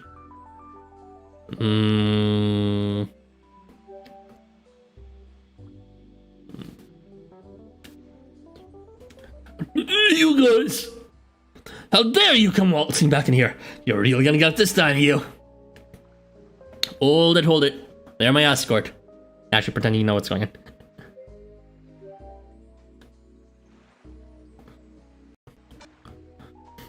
From today on, we three have risen aside to guard Ayrton.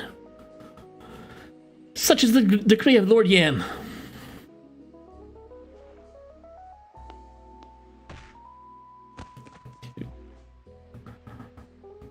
Moreover, as a symbol of good faith, you have been entrusted with a gift from Sea Lord Yam to you, Ayrton. The Sea Lord's vassals haul in a set of extravagant furniture, which you recognize from the room in which you and Yam yet, as well as one lone seashell. A seashell of promises? Does this mean? Yes, it is as you surmise. This is proof of Lord Yam's love, which he offers to you, Ayrton. As far as we vassals are aware, he has never given this eternal vow to any other. What? I'm kind of surprised that they took the other seashells now that you think about it.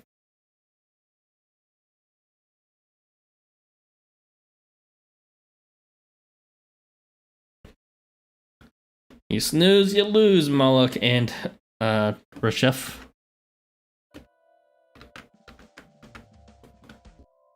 Ooh, nice. Okay, we're finally moving on to part 3. Like I said in the beginning, this is gonna be a long episode. Or a long stream, that is.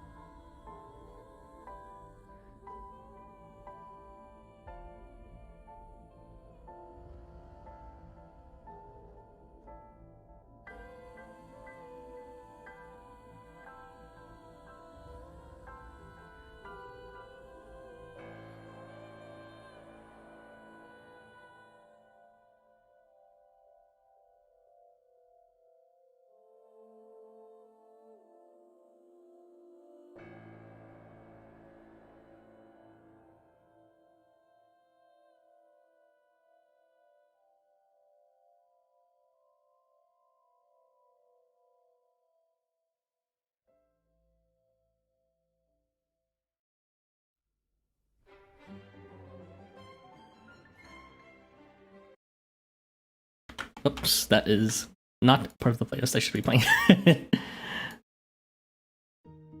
Oh, here we are.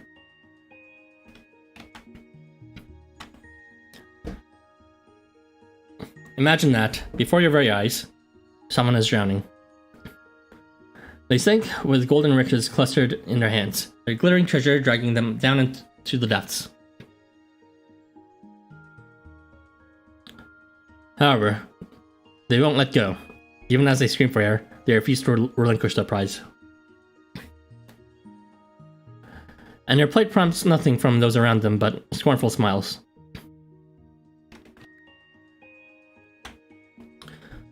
There goes another fool entranced by the sparkle of riches, they say. But they are not like us. We are different. In their self-righteousness, they fail to realize that they too are sinking alongside those so-called fools. Some are weighed down by their glittering dreams. Others are dragged down by their sparkling love.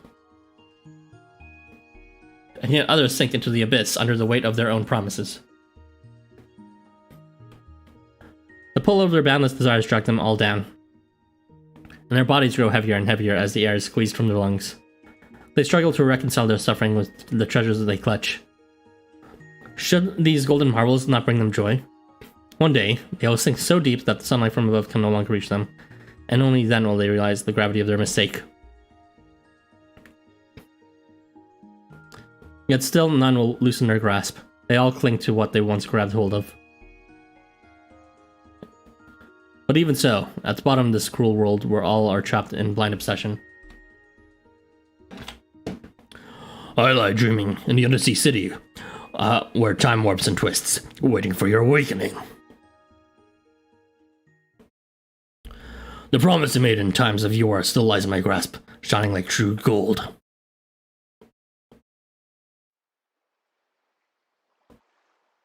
Episode 3, Cast Substitutions.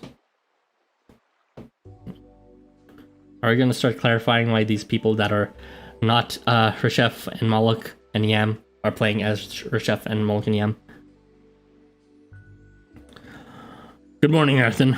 Your bath has been drawn, and your breakfast has been prepared. Apologies, but please allow us. We'll be sure to give you your due privacy. There are all sorts of folks out there pushing and shoving for just to glance at you, but don't you worry your pretty head about them. For you, most beloved, we keep out the whole city. We also have your clothes warmed up for you. It wouldn't do to have you catch a chill. Yes, no mind. We are happy just to be of use to you. As usual, one of us will guard you from the shadows and another will tend to the housework while you're away. Allow us to.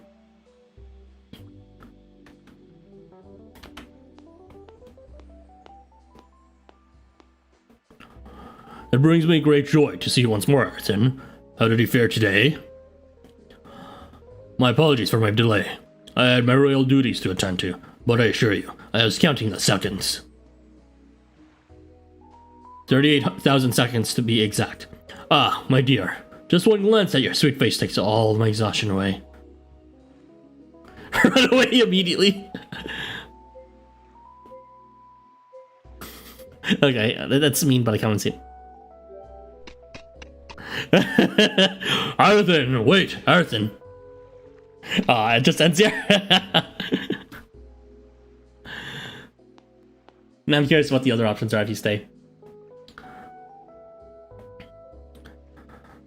There you are, Arthur. Mind telling me what you're doing wandering in a place like this?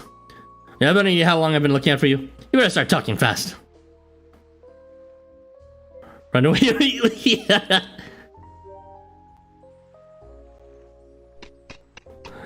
Hey, wait up, you! Hey, Arthur! Alright, where's Moloch? Give me Moloch. Give me Asterius and his tyrannical dick. Arthur, you came! It's my turn to come next. I was just thinking that I'd head over to your place for a visit, but I worry that I keep going, it might start to bother you.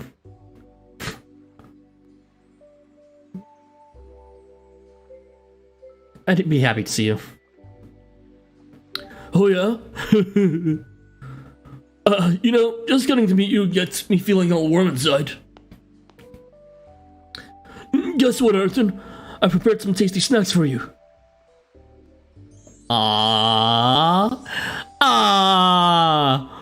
What'd you like? Eat up for me, okay?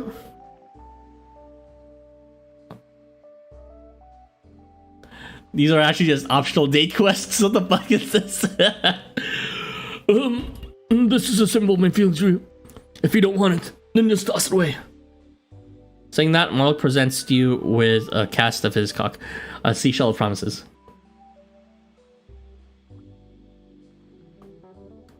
This means you love me, right? I'll be sure to treasure you, I promise. Rip nomad.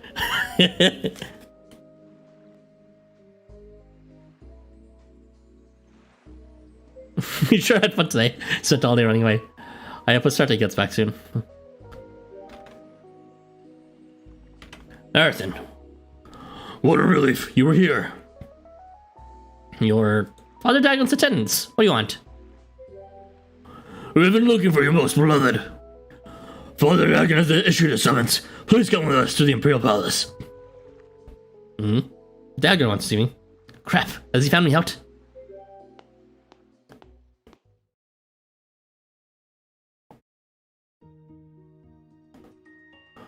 Nice to have you join us, most beloved. I've been awaiting your arrival. Most beloved reporting in.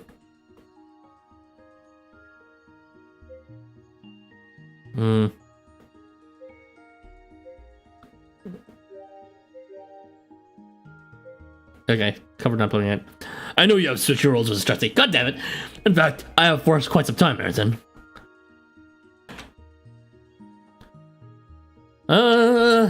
Yeah, you got me.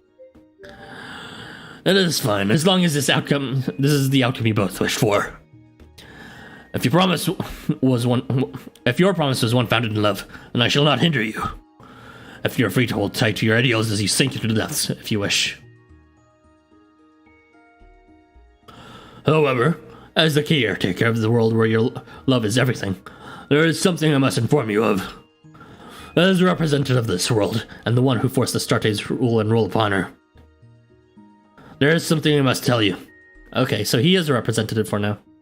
And he's giving his representation to someone else, whoever Astarte picks. This is why I have called you here, Arthur.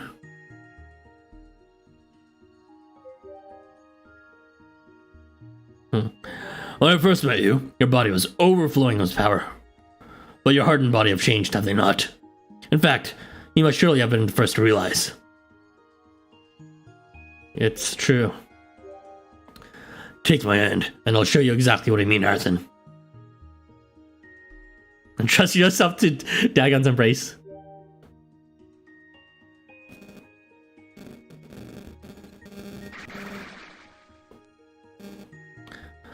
Dagon gently takes your body in his hands and holds you. I can feel your warmth through my fingers. Even in these depths, your fire continues to burn. Just what exactly are you checking? What's wrong with my body? Just take me. You tempt this, old man. I pray do not torture me so. Come to my temple tonight. I will teach you the ways of the dwellers of the deep. Your body remains unchanged, but your heart has taken on something of Astarte's nature. As a result, you are no longer able to best the dwellers of this world. Or am I mistaken? Holy shit, that was horny. Come to me.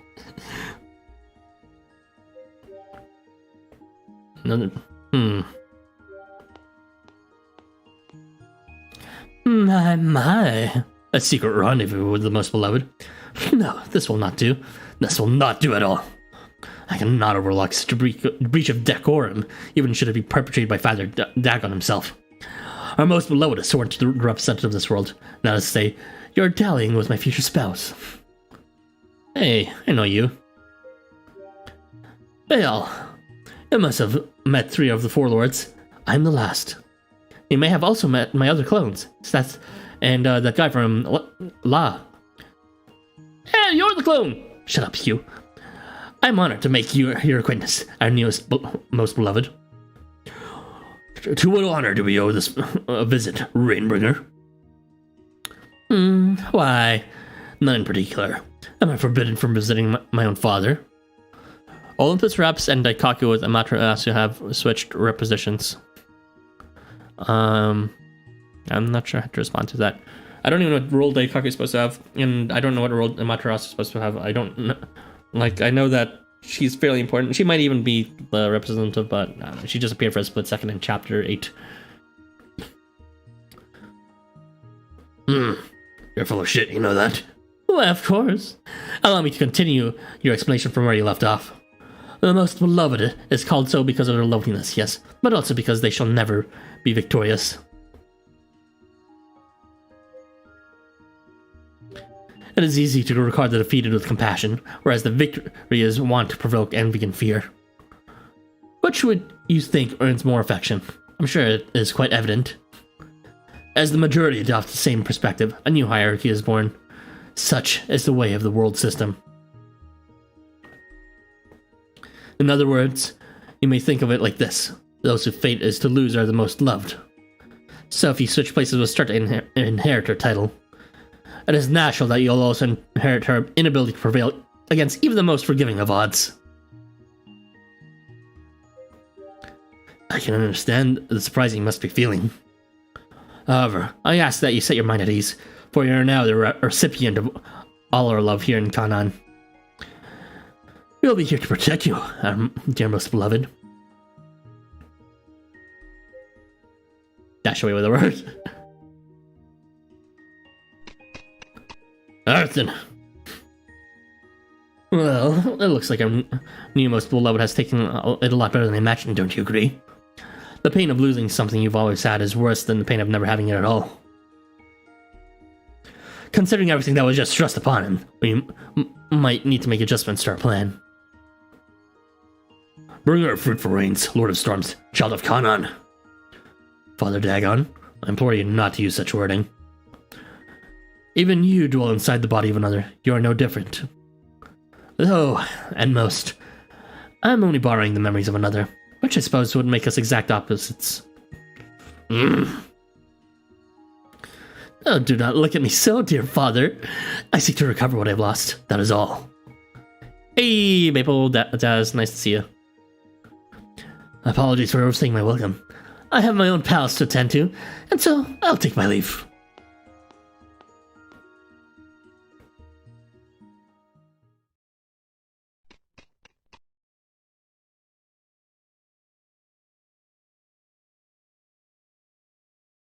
Kind of feel bad for ditching on Nomad, but I didn't realize it was a full-blown, like, fleshed-out option to see what that would be different.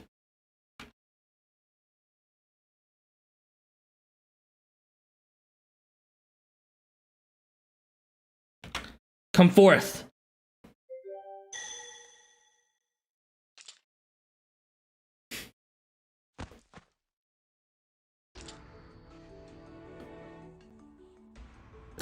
It's too heavy. It's true. The light is gone. Your sacred artifact is terribly heavy, and its usual light has dulled completely. You can't even hope to lift it. Why, it wasn't like this before. Was Bale telling the truth?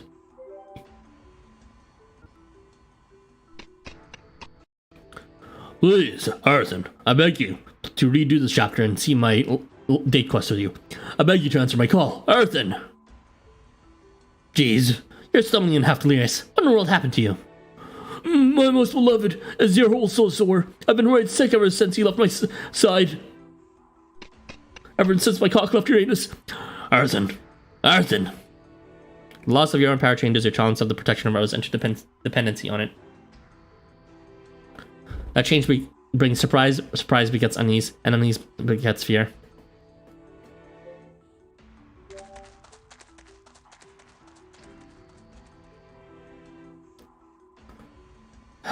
Why did I run? I'm in a real mess. Outside Canaan, a vast forest stretches into the distance, with a straight, rugged road running through it. You tumble down a slope and suddenly find yourself lost in its depths, with all signs of Canaan swallowed by trees. As unsettling cries reach your ears, the frantic beating of your cock echoes throughout the darkness of the woods. I'm really scared. I can't even defend myself. After all, you can't win whenever you do.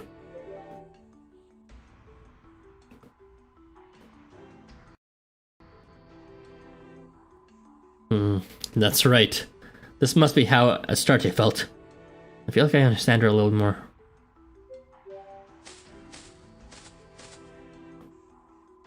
What was that noise?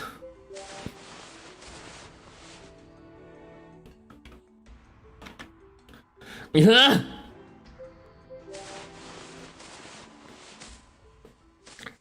Oh no! Whatever you do, don't wrap around my arms and take off my clothes. Never would have thought I'd become plant food. I really can't win. Someone! Anyone! Help! Yeah!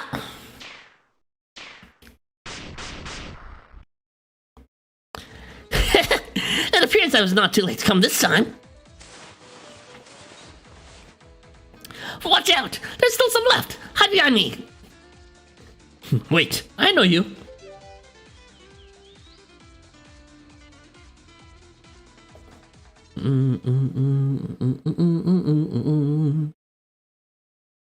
I really wonder if the whole situation will be explained of why they suddenly embodied other people.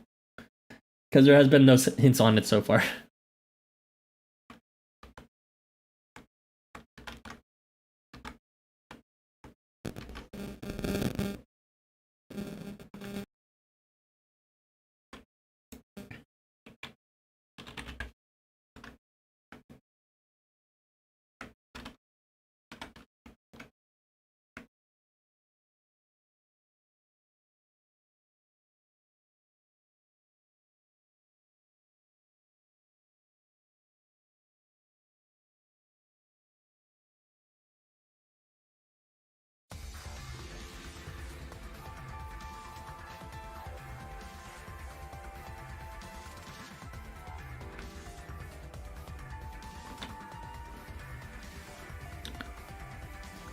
Hey, Irby. These battles were pretty immersive at the time, with your MC getting progressively weaker with every battle. But well, we have that again, LW. I can't even remember the event quests from that, from this event. It's been such a long time. 2 years is a long time.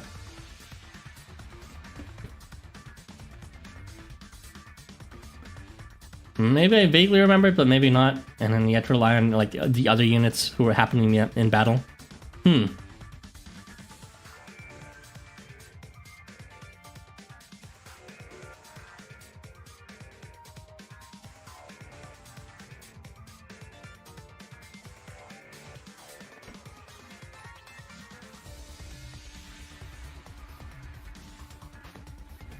I remember there being some pretty impressive event quests in other stories.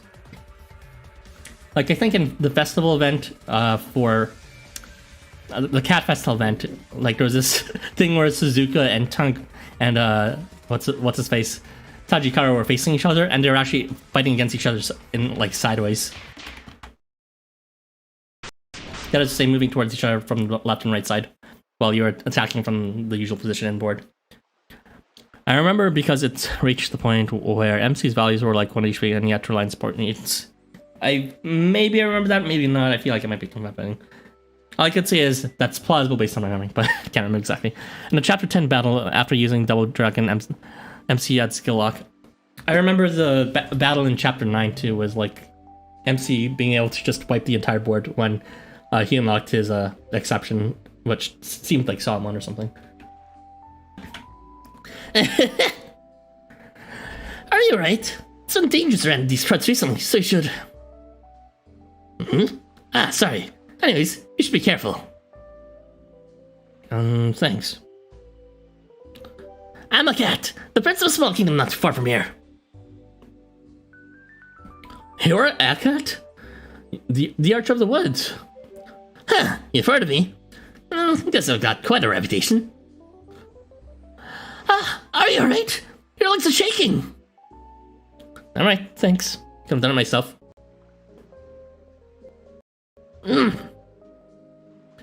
Sorry. I was just staring. You're quite fascinating, I guess. Oh, I don't mean anything weird by that. I was just thinking that you look like such a lovely person. And you look a lot like Johnny Test. And also, you look as fragile as a butterfly. It makes me want to protect you. You remind me of someone I just met a little while ago. You're nowhere near as strong, though. She is super tough. Something you bet recently? Then that has to be. You happen to know her? I think she said her name was Astarte.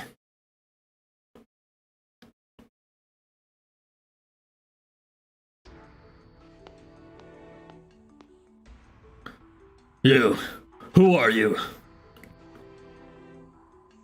Good day, Father Dagon. My deepest apologies for my absence. He met trash waifu.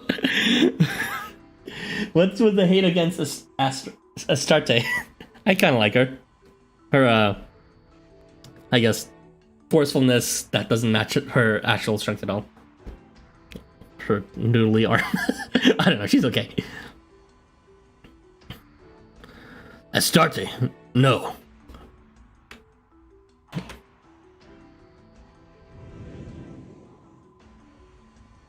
That is a dragon. Bomb dragon. Astarte speaks proudly, an aura of overwhelming power emanating from her body. Today, I've come to ask for a favor. I would like for you. I beg of you, please acknowledge me as a candidate to become the next world representative. She's a tsundere, enough said. It's a bit more complex than that. She's just... It's not really tsundere because she's literally rude to everyone. And... like... I don't know. She just met Arathan, so it's not like she's gonna fall head over heels so easily, especially with her complex. Alright, episode 3, part 2. This will be the last one for today. Holy fucking shit. It's a long stream. Well, yeah, you'd never be rude to a daddy. You have to be respectful and obedient to your daddy.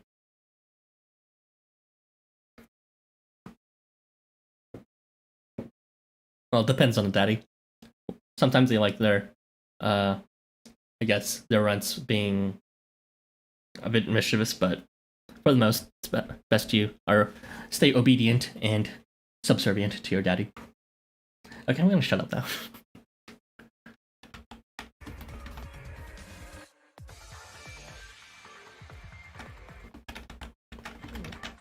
Ophion? Well, it's... I don't know who's suspecting Ophion. I know there's some people in the server, but like, who the fuck cares about that? I like Ophion a lot too. My daddy kink is showing. I mean, it's good. They're good. I like that.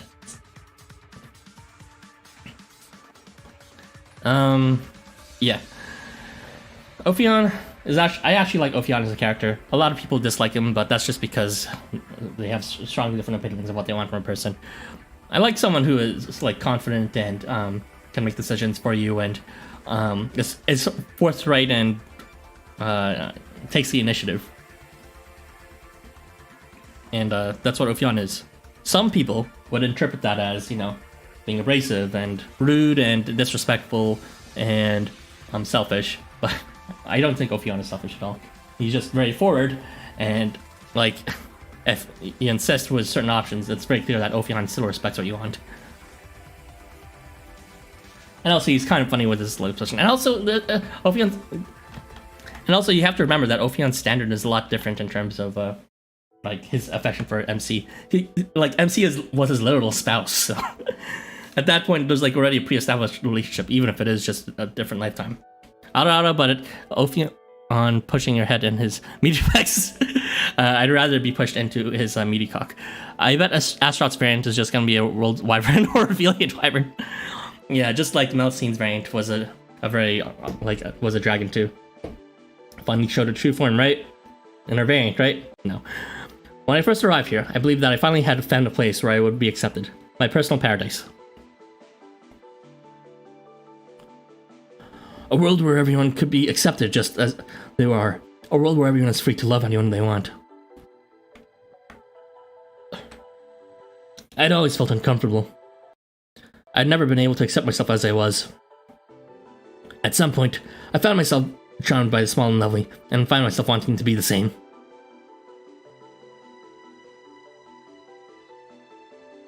However, Contrary to the feelings in my heart, my body continued to grow and I could do nothing to stop it.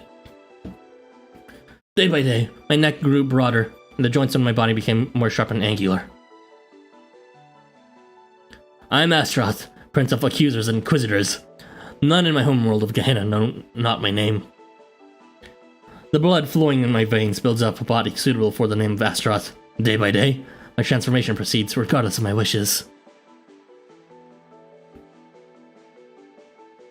I try my best to disguise my body. I do what I can to compensate for the changes in my appearance. I tried so long, but I continue to near my limits. I yearned for a small, lovely body. I never once wanted to be a big or strong. And as I grew, my sense of dysphoria warmed in its way into my guts like excruciating poison. I forget what dysphoria means. But that girl from beneath the sea, she was the same and yet at once my polar opposite. She screamed and cried as though trying to vomit up the poison in her belly. I have no need for a lovely body, she wept. I want a body with strength. It might be strange, but I felt a little happy to hear that. Why? Because I knew her pain. Because I was the same.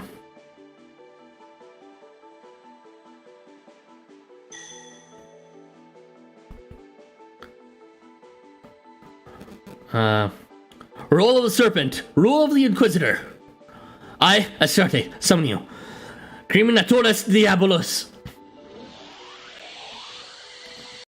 Dysphoria, a state of unease or generalized dissatisfaction in life. So, like a midlife crisis. Okay.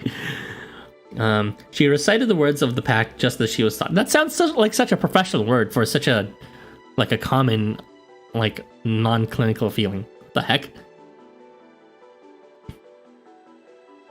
Those words are no. Somehow I doubt that's the exact definition, but I mean, I'm too lazy to double check for now. Those words are an oath. Promise that she will accept my memories.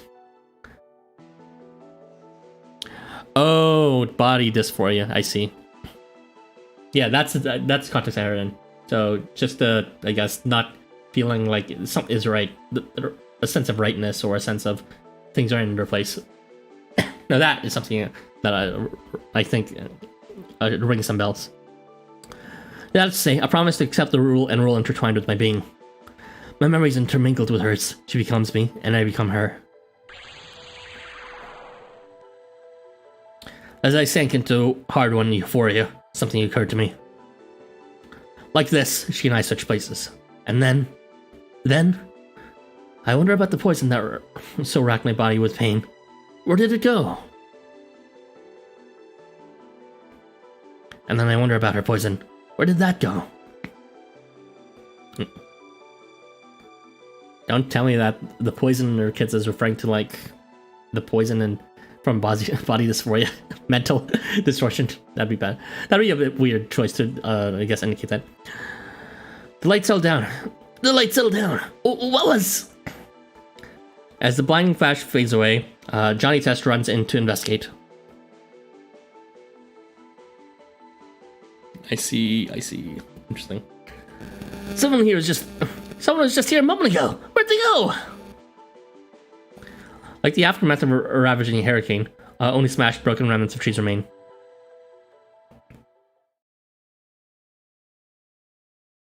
I mean, she definitely seems to identify perfectly fine with her sex. It's body dysphoria, yeah, but if that has like it has nothing to do with the sex of her body. It has to do with the rule. I guess the rule placed on her that makes her a loser forever. She just wants to win, and because of that, she can't with her body. Like it's transcendent of the body in this case, but I guess people can, you know, stretch it as far as they like to, apply it for their own personal circumstances. That's what the LGBT community often does with media, after all, making everyone gay even though they're not gay on TV. For just an instant, I saw someone in the middle of that light. A girl with long hair, like a star from the heavens. It's gotta be Astarte. Glad she's safe. Then what happened? And yes, the poison is comforted in her body and mind. And she gives that poison to other people. That's a bit weird. Just calm down a moment and stop tugging on my clothes. Well, after that, she acted like she hadn't noticed me and dashed off somewhere. But I can't say for sure where she went. Hey, the meat's gonna be done soon. That's looking good. The meat's looking pretty good too. With a wide grin spread across his face, Johnny Test hands you a freshly grilled skewer of game that he prepared himself. I mean, they're supposed to be like trans adjacent in the very best. That I can agree with it at most, because it's very clear they're supposed to represent both sides of some kind of coin. That coin in real life representing men, like what's it called? Those who biological men with female identification and biological females with male identification. But this is a different case. I mean, like it can be analogous, and it's good analogy, but it's not exactly the same. It would be disingenuous to say the same. With a wide grin spread across his face, Johnny Test hands you a freshly grilled skewer of game that he prepared himself. Here you go. Careful, it's still hot. It's great. This isn't time for it. No, it's great. Let's eat. You haven't probably noticed it yourself, but you're looking mighty worn out. And when you're having troubles, the first thing you have to do is eat. You can't plan on the empty stomach. So eat as much as you can and warm yourself up. We'll get started once you had some proper rest. Got it, Johnny Test. I joined my hometown's hunting league. My crew used to call me Chief or Big Bro. You can call me that if you want. If there's anything you need, I'll be right here. He's supposed to be the kid here. I don't want to be in charge, but right now there's nothing I can do. We're gonna set up camp here? Why don't you just head back to town now? Rookie mistake. Traveling the mountain roads is dangerous at night. Take a look. Right here. In the center of the city. Canaan is all the way over there. Johnny Test opens a map of the area and draws a circle around the image depicting the city of Canaan. Going by your story, it seems like you've come a long way. There's not enough whip sounds. Whoosh, whoosh. It might not look as much of a pack of flies, but this part's too steam high. We'll have to go around. Whoosh. You serious? The city isn't even that far. That's an intense detour. It'll take days if we go that way. Exactly. Whoosh. I hope you understand now why we need to eat up. Whoosh. I'll send a letter ahead so the folks waiting for you in town don't get worried. Whoosh. Johnny Test quickly pens a letter, assuring your safety, and ties it to the leg of his feathered friend before releasing it. My buddy here will drop the letter off at the courier in Canaan. So that's one thing taken care of. I'll take you back to the city in no time. So there's no need to worry. Believe it or not, I'm pretty decent hunter. You can trust me, alright? Alright, I trust you, Johnny Test. Please be gentle. Anyway, it's too dark now, so don't even think about wandering off on your own. Really, I'll stop you for doing good if I have to. You're so frail looking, a single slip would put you out of action for weeks. There's nothing I can say to that. I was so strong before. Now that I can get a look at you. Aren't you hurt? You're right. Now I mention it. Ouch. That brush has got you cut off. Let me see. I'll patch you up. Well, let's see, hold out your arm. It might hurt a little, but bear with me. Grit your teeth, okay? There you go, an in-game whiplash. Don't worry about it. Yo! Injuries come with the territory, so of course they don't some basic medical care. Okay, that looks good. It'll still be sore though, so try not to touch her for a while. Thank you so much. Felt like I was dying. Ain't you precious? And I was being so gentle too. Actually, I get hurt a lot, so I know the pain well. Huh? Hey, what's so funny? Did I say something weird? Somehow sympathize. It makes me feel a little better, but just it might be my imagination.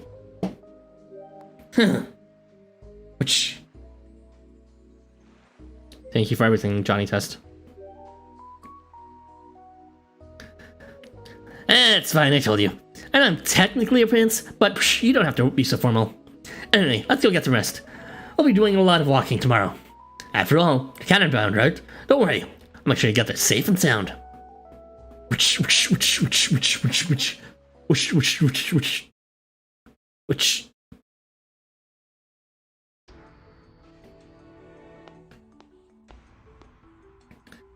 phew, we finally made it, but... Huh? Was Canaan always this lively? It seems completely different from the last time I was here. Now that you mention it, maybe something happened? Isn't that? Glass, bones, and paper skin. Yeah, pretty much. Touch Arison and he's gonna, like, break an arm. Just like that one guy who was faking it in SpongeBob. Ah, well, if there's an Arison. The Wanderer's return. Arison, I'm so glad to have my cock sleep back safe and sound. Sorry to worry you, Malik. Well, we knew you were okay thanks to the letter you sent, but... Hey, now it's time for that. Hey, Arthur. Don't just stand there looking stupid. Have you heard of the news? The news? What do you mean?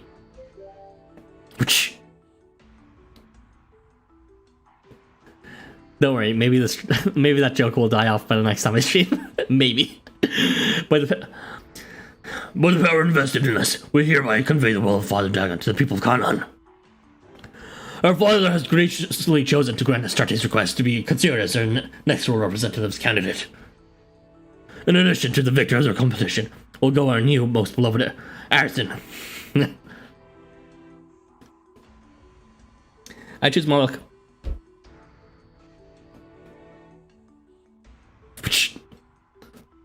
What?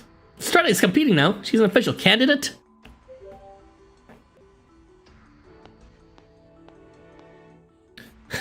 You're back, I see. I'm sorry I missed you. Welcome back, Arson. I'm happy to say that a low plan of success. I've obtained what I've always longed for. Power! What is this aura coming from her? I never would have thought of it. Guess Father Dagon's decision wasn't based on nothing. What's going... What's the problem, Marathon? Don't tell me you've forgotten what I look like. Your body... It looks so different. Dragon PNG, pretty much. Now I have to make not Noma win. Honestly, I'm just in it for... What's the name again? Well, Asterius. Different? Different how?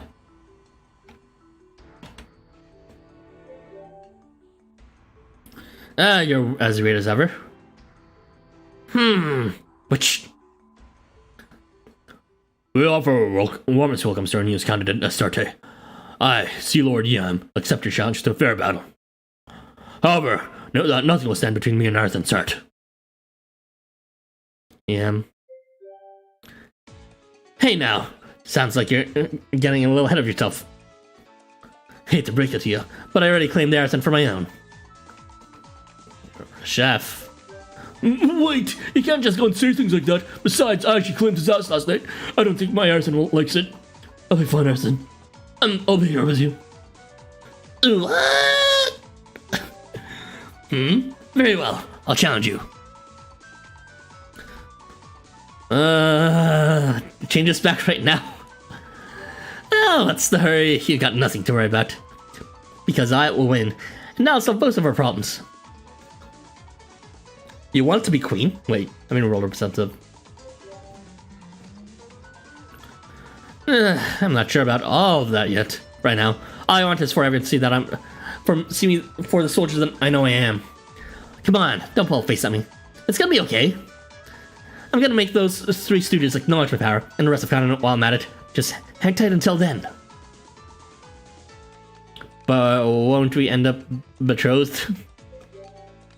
Huh? Well, I guess if that's what you want, then. That's enough of that for now. I'm going to need you to be praying your hardest for me, okay? Aw. Okay, let's go, Moloch!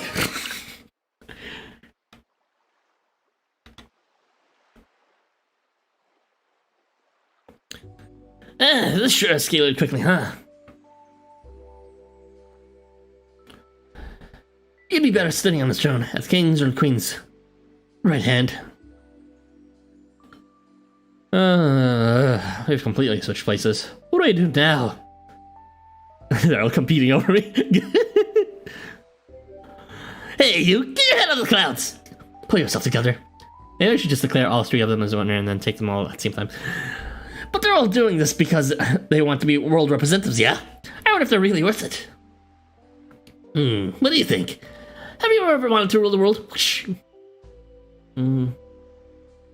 Well, there is that one song, but... maybe... I see. Well, I don't ever want to be something like that. I don't think I could be. I could be for starters. You don't want to be king? But you're a prince. I don't really care about being king. It doesn't mean anything to me. Well, I guess my folks aren't exactly happy with that attitude. I'm kind of a rebel. How do I put this? Okay, just imagine. If someone weak and ordinary becomes great and strong, do you think the world would really change at all? I don't think it would make a difference. Everyone thinks that taking something made by someone else changes things. They love to look at someone and think that they deserve to be where they are, and how much better they'd be at the same job. But everything looks rosy when you can only see it from a distance, you know? This is pretty straight up facts from Johnny Test. Which, it's only after you get up close that the grimy details, all the limitations, obligations really hit you. So I say, why does it matter who becomes king? It's just another face under the same crown. I've seen all kinds of ages, prosperous and not, under all kinds of rulers. And after seeing my old man betrayed by the folks he trusted, well, let's just say it kind of put things in perspective. History repeats itself. It never loses momentum, just keeps turning and turning.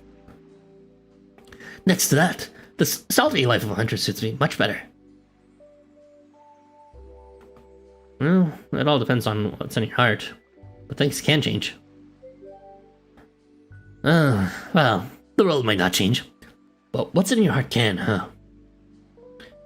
You might not be strong, but you have a way with words. I like that about you, Arthur. You said like 50% of that, but okay.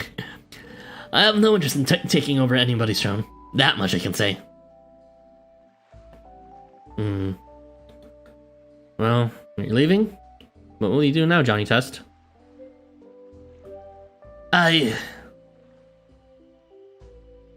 Is it really alright for me to say?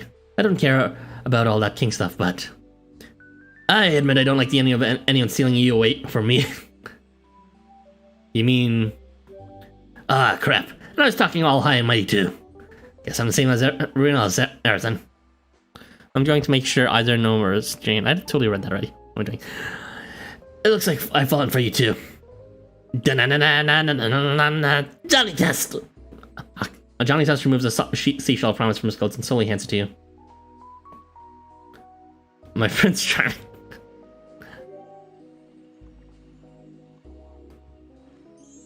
I'm a big fan of your show, Johnny Test. Big fan! Yes!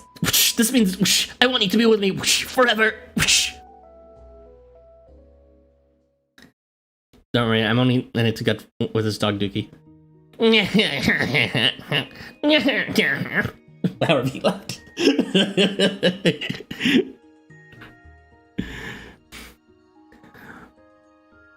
Oh? How possibly strange.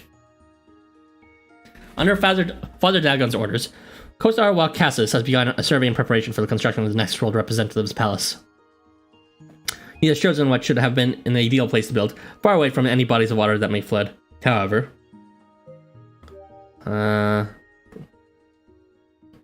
construction of the next world what? I don't know. I'm dumb. I can't read anymore. The results of his survey being a troubled look to the architect's face, and he cocks his head in confusion. Is this the part where Kurogane forgets the entirety of Canaan is underwater? Sea Lord! Perfect timing. Tell me, what do you think of this? Kothar gestures to the hole and postured behind his butt, and the strata of the earth revealed within. Look here, and here. There are signs of numerous recent floods. Yes, I do not need to know about your various hookups. But no one around here, not even me, can remember the last time a flood occurred. I would suggest you use an app called Grinder. And look where we are, far from any rivers and oceans. For this place to flood, all of Canaan must have been underwater.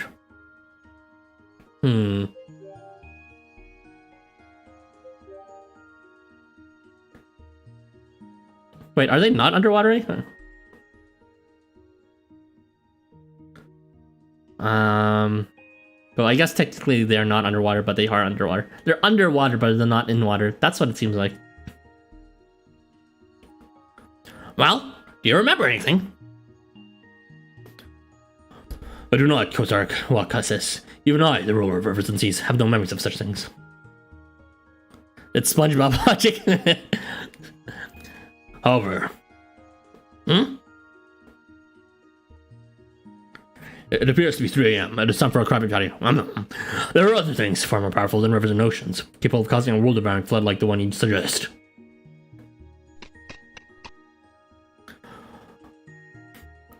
Lord Yam, my utmost apologies for the delay. Regarding the investigation you requested into the king in question.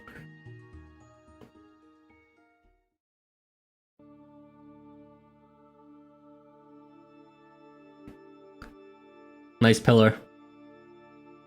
Mind if I take the whole girth of it? Ah, look how they sink, one by one, down and down, into the abyss.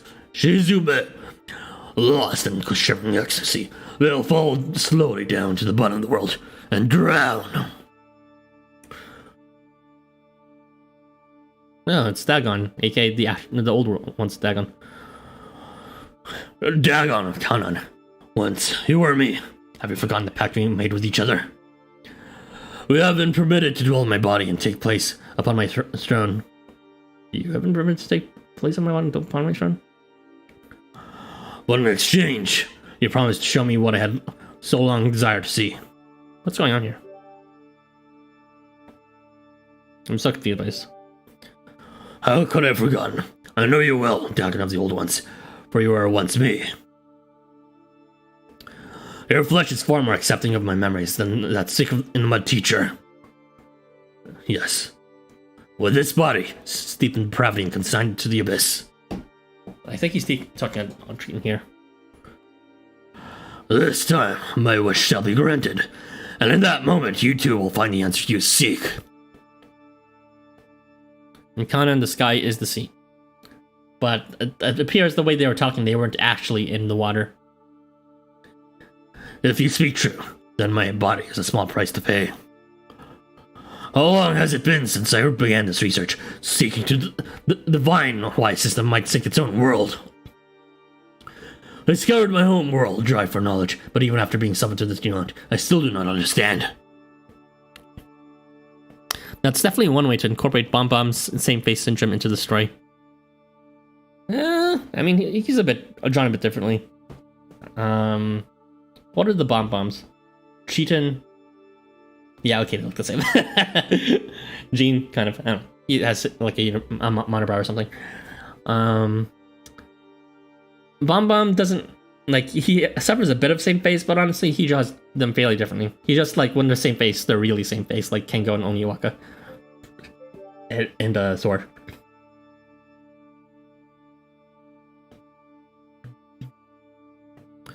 Yes, that was it. That was what I sought. I needed to know why my home world of the Old Ones was destroyed. Why a world pillar was even necessary.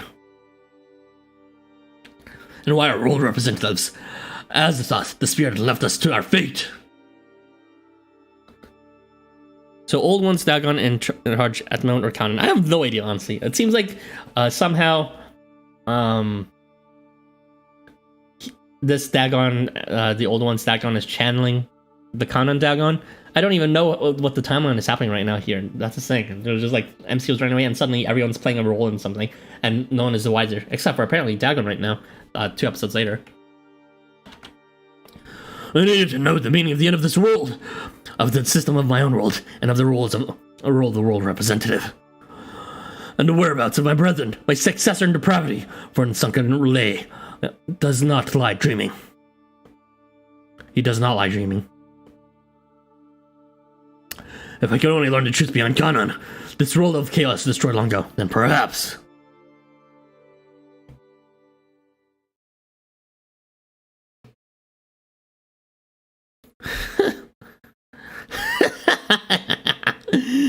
Yes, time for my second variant.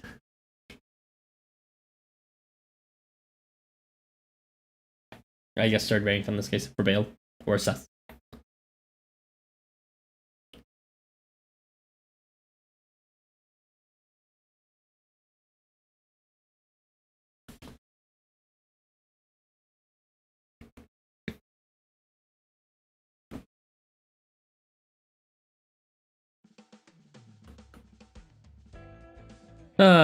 Okay, there we go. Yep. That concludes episodes. Let me just double check just in case I don't screw up. Okay, for real this time. That concludes the episode 3 in its entirety. Tomorrow we will continue off with episode 4 and 5 for the third part of the stream. And on Wednesday, the day after, I will be finishing off with episode 6 in the epilogue. Thoughts so far? Thoughts so far. Johnny Test. That's not a thought. I don't know. It's an okay story so far. I really like Moloch, but that, even though he has like no importance in the story whatsoever, which is just like, you know, exactly like in Raiders of the Lost Island, he wasn't important at all. But you know, I do have that Jira bias, and I'm not a big Nomad fan. I don't dislike him. It's just that he seemed like the everyman Frey, and not exactly my favorite kind of body type. Just like generic, mild Bara or something. I mean, at least he's not a tank at best, so that's why I kind of like. I sort of like him, but not really enough to really care.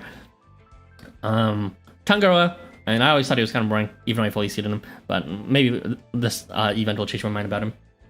He seems to be carrying on again his role of being like just someone who's stoic and just, like self-sacrificing, and I don't know, not much of the personality. Curb their life, curb their love, but most important comes Stomp Bale.